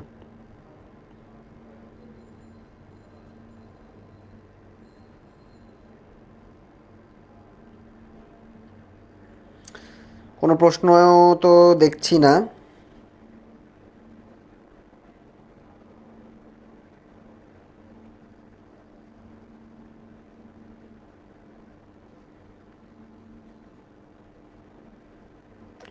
ওকে, তো আমার মনে হয় আমাদের এই টপিকটা আগের টপিকটা নিয়ে তোমাদের কারো কোনো প্রশ্ন আছে, প্রশ্ন থাকলে আমাকে বলো, তাহলে আমরা মোটামুটি এটা শেষ করে দিব। আমাদের ক্লাসটা কিন্তু প্রায় শেষের দিকে। সাজেশন কেমনে পাবো, তোমার কোর্স শেষ হলে তোমাদের কোর্সের সাথে ক্লাসে ক্লাসে তোমরা সাজেশন দিচ্ছি, ঠিক আছে? যেগুলো আছে এগুলোতে পড়ো, আর এই গ্রুপটা তোমাদের যে গ্রুপটা আছে গ্রুপটার দিকে একটু নজর রাখবা, তাহলে মোটামুটি তোমরা বুঝতে পারবা। আরও 3-4 মিনিট। সো আমরা একটু এই যেখানে দেখো মানচিত্রের কিছু সংজ্ঞা দিছে, মানচিত্র তোমার কিভাবে কি আঁকাইতে হয় আমরা দেখি কয়েকটা। তোমার যে প্রাচীনতম মানচিত্র কোনটা ছিল, সেই মানচিত্রগুলো কিভাবে আঁকাইছে আমরা কিছু চিত্র এখানে দেখতে পাই। এই যে মানচিত্র অঙ্কনে দেখো আগেরকার হিস্ট্রিটা কেমন ছিল, আঁকানোর ক্ষেত্রে আমরা অনেক দাগ টাক টাক টাক দিয়ে অনেক কষ্ট করে আমাদেরকে আঁকাইতে হইতো। তারপর আস্তে আস্তে মানচিত্র নতুন নতুন ধরন আমরা উদ্ভাবন করার চেষ্টা করছি, আমরা ম্যাপকে নিজেদের মতো করে আঁকাইতাম, এগুলো ভুল ছিল সব, কিন্তু রং দেখো, এটা কিন্তু ঠিকভাবে আঁকাইতে পারে নাই ওরা, অনেকভাবে আমরা চেষ্টা করতাম। এটা হচ্ছে এখন তো তুমি স্যাটেলাইটের মাধ্যমে দেখে দেখে চিন্তা করতে পারো, বাট এটা তো আগে তো ওদের ছিল না, ওরা নৌকা দিয়ে ভ্রমণ করতো, ভ্রমণ করে ওইটাকে ফলো করে ওরা তারপর ওদের মতো করে টাকানোর চেষ্টা করতো। এখানে কিছু এমসিকিউ ওরা দিছে, বাট এগুলো আমার মনে হয় না পরীক্ষায় আসবে। মানচিত্র অঙ্কনের ইতিহাসের ক্ষেত্রে স্কেল ভিত্তিক কিছু ব্যাপার আছে, এই যে মৌজা মানচিত্র আছে, তারপর হচ্ছে ক্ষুদ্র স্কেলের মানচিত্র আছে, এখানে আন্তর্জাতিক দেয়াল মানচিত্র। মানচিত্র কিন্তু এক একটা এক এক রকম স্ট্রাকচার, মানে মানচিত্রের সাইজ কেমন হবে, সে সাইজের উপর ভিত্তি করে ভেতরের জিনিস কেমন হবে, এটা কিন্তু ওরকম আলাদাভাবে থাকে। সো এই জিনিসগুলোকে তোমাকে একটু আলাদাভাবে কনসিডার করে তারপর মানচিত্র আঁকানোর প্র্যাকটিসটা করতে হবে, বুঝতে পারছো? এই চ্যাপ্টারে আর কিছু নাই, এগুলা যা আছে সব তোমাকে, এই যে ব্যবহারের সুবিধা কি দেখো, সুবিধাগুলো কি, সীমারেখা চিহ্নিত করা যায়, বাইরের সুবিধাগুলো কি কি, মানচিত্র দেখো, মানচিত্রের প্রকারভেদগুলো দেখো, এটা একটা মানচিত্র, ম্যাপ ভিউ, সাইড ভিউ কেমন হইতে পারে। তারপর হচ্ছে তোমার মৌজা মানচিত্র, যেটা বিভিন্ন কার্যক্রমে তুমি এটাকে ব্যবহার করতে পারো। থানার মানচিত্রটা তোমার, যেমন আমার খুলনা থানার একটা মানচিত্র আছে, খুলনা সদরের একটা মানচিত্র আছে, ঢাকার একটা মানচিত্র আছে, বিভাগীয় একটা মানচিত্র আছে। সো এলাকার মানচিত্র এটা হইতে পারে, ঠিক আছে? ক্ষুদ্র স্কেলের মানচিত্রের ক্ষেত্রে আমরা পড়তেছি আন্তর্জাতিক মানচিত্র, দেখো ইন্টারন্যাশনাল মানচিত্রটা অনেক বড়, সো ওয়ার্ল্ড ম্যাপটা আন্তর্জাতিক মানচিত্র। সো এগুলা মোরললেস তোমাদের না পড়লেও হয়, আমার মনে হয় এই চ্যাপ্টারগুলো দেখো সব খালি ছবি দাও, আমরা এক্সাম্পলে জাস্ট ছবিগুলো দেখে চেষ্টা করতাম, তো আলাদা করে আমাদের এখানে আসলে পড়ার কিছু নাই।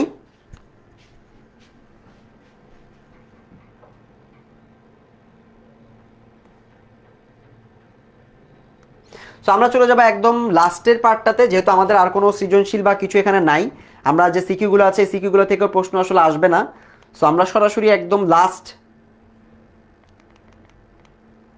এই যে ম্যাথগুলো সেগুলো তোমরা অনেকে আবার কনফিউজ হয়ে যেতে পারো, ভাই ম্যাথগুলো কি আসবে কিনা, উত্তর হচ্ছে এইগুলো থেকে প্রশ্ন আসেই না। সো ম্যাথ, এই ম্যাথগুলো তোমার করে তার লাভ নাই, ঠিক আছে? এবং আমি নিজেও পরীক্ষার সময় এগুলোকে দেখি নাই, এবং এগুলো আমার মনে হয় কখনোই পরীক্ষায় আসার মতো না। এবং আজকে আমাদের এইচএসসি যারা যারা ছিলা, প্রথমত সব থেকে বড় টার্গেট হবে নবম অধ্যায়ের নাইট্রোজেন চক্র, কার্বন চক্র, নবম অধ্যায়ের স্রোতজ বনভূমি, ক্রান্তীয় চিরহরিৎ, পাতা ঝরা যেটা আছে প্রথম, যেটা ক্রান্তীয়, এই সব কয়টা তোমাকে আলাদা করে পড়তে হবে, এবং এগুলো তোমার পরীক্ষায় আসবে, ঠিক আছে? সো মনোযোগ দিয়ে পড়াশোনা করো, এবং আমাদের এই আজকের অধ্যায়টা নিয়ে যদি কারো কোনো প্রশ্ন থাকে, তোমরা ডাউট তোমাদের এই পোস্টের কমেন্টে আমাকে মেনশন দিয়ে ডাউটগুলো জানিয়ে দিলে আমি তোমাদের ডাউটগুলো ক্লিয়ার করে দিব। সো যারা যারা এতক্ষণ পর্যন্ত ক্লাসে ছিলা, অল্প কিছু মানুষই ছিলা, বাট যারা যারা মন দিয়ে ক্লাস করছো, ইনশাআল্লাহ এইচএসসি পরীক্ষায় তোমাদের কিছু কিছু মার্ক তোমাদের কমন আসবে, এবং এটাকে তুমি পরীক্ষায় ইউটিলাইজ করতে পারবা। পরবর্তী দিন দেখা হবে, ভালো থেকো সবাই, আল্লাহ হাফেজ।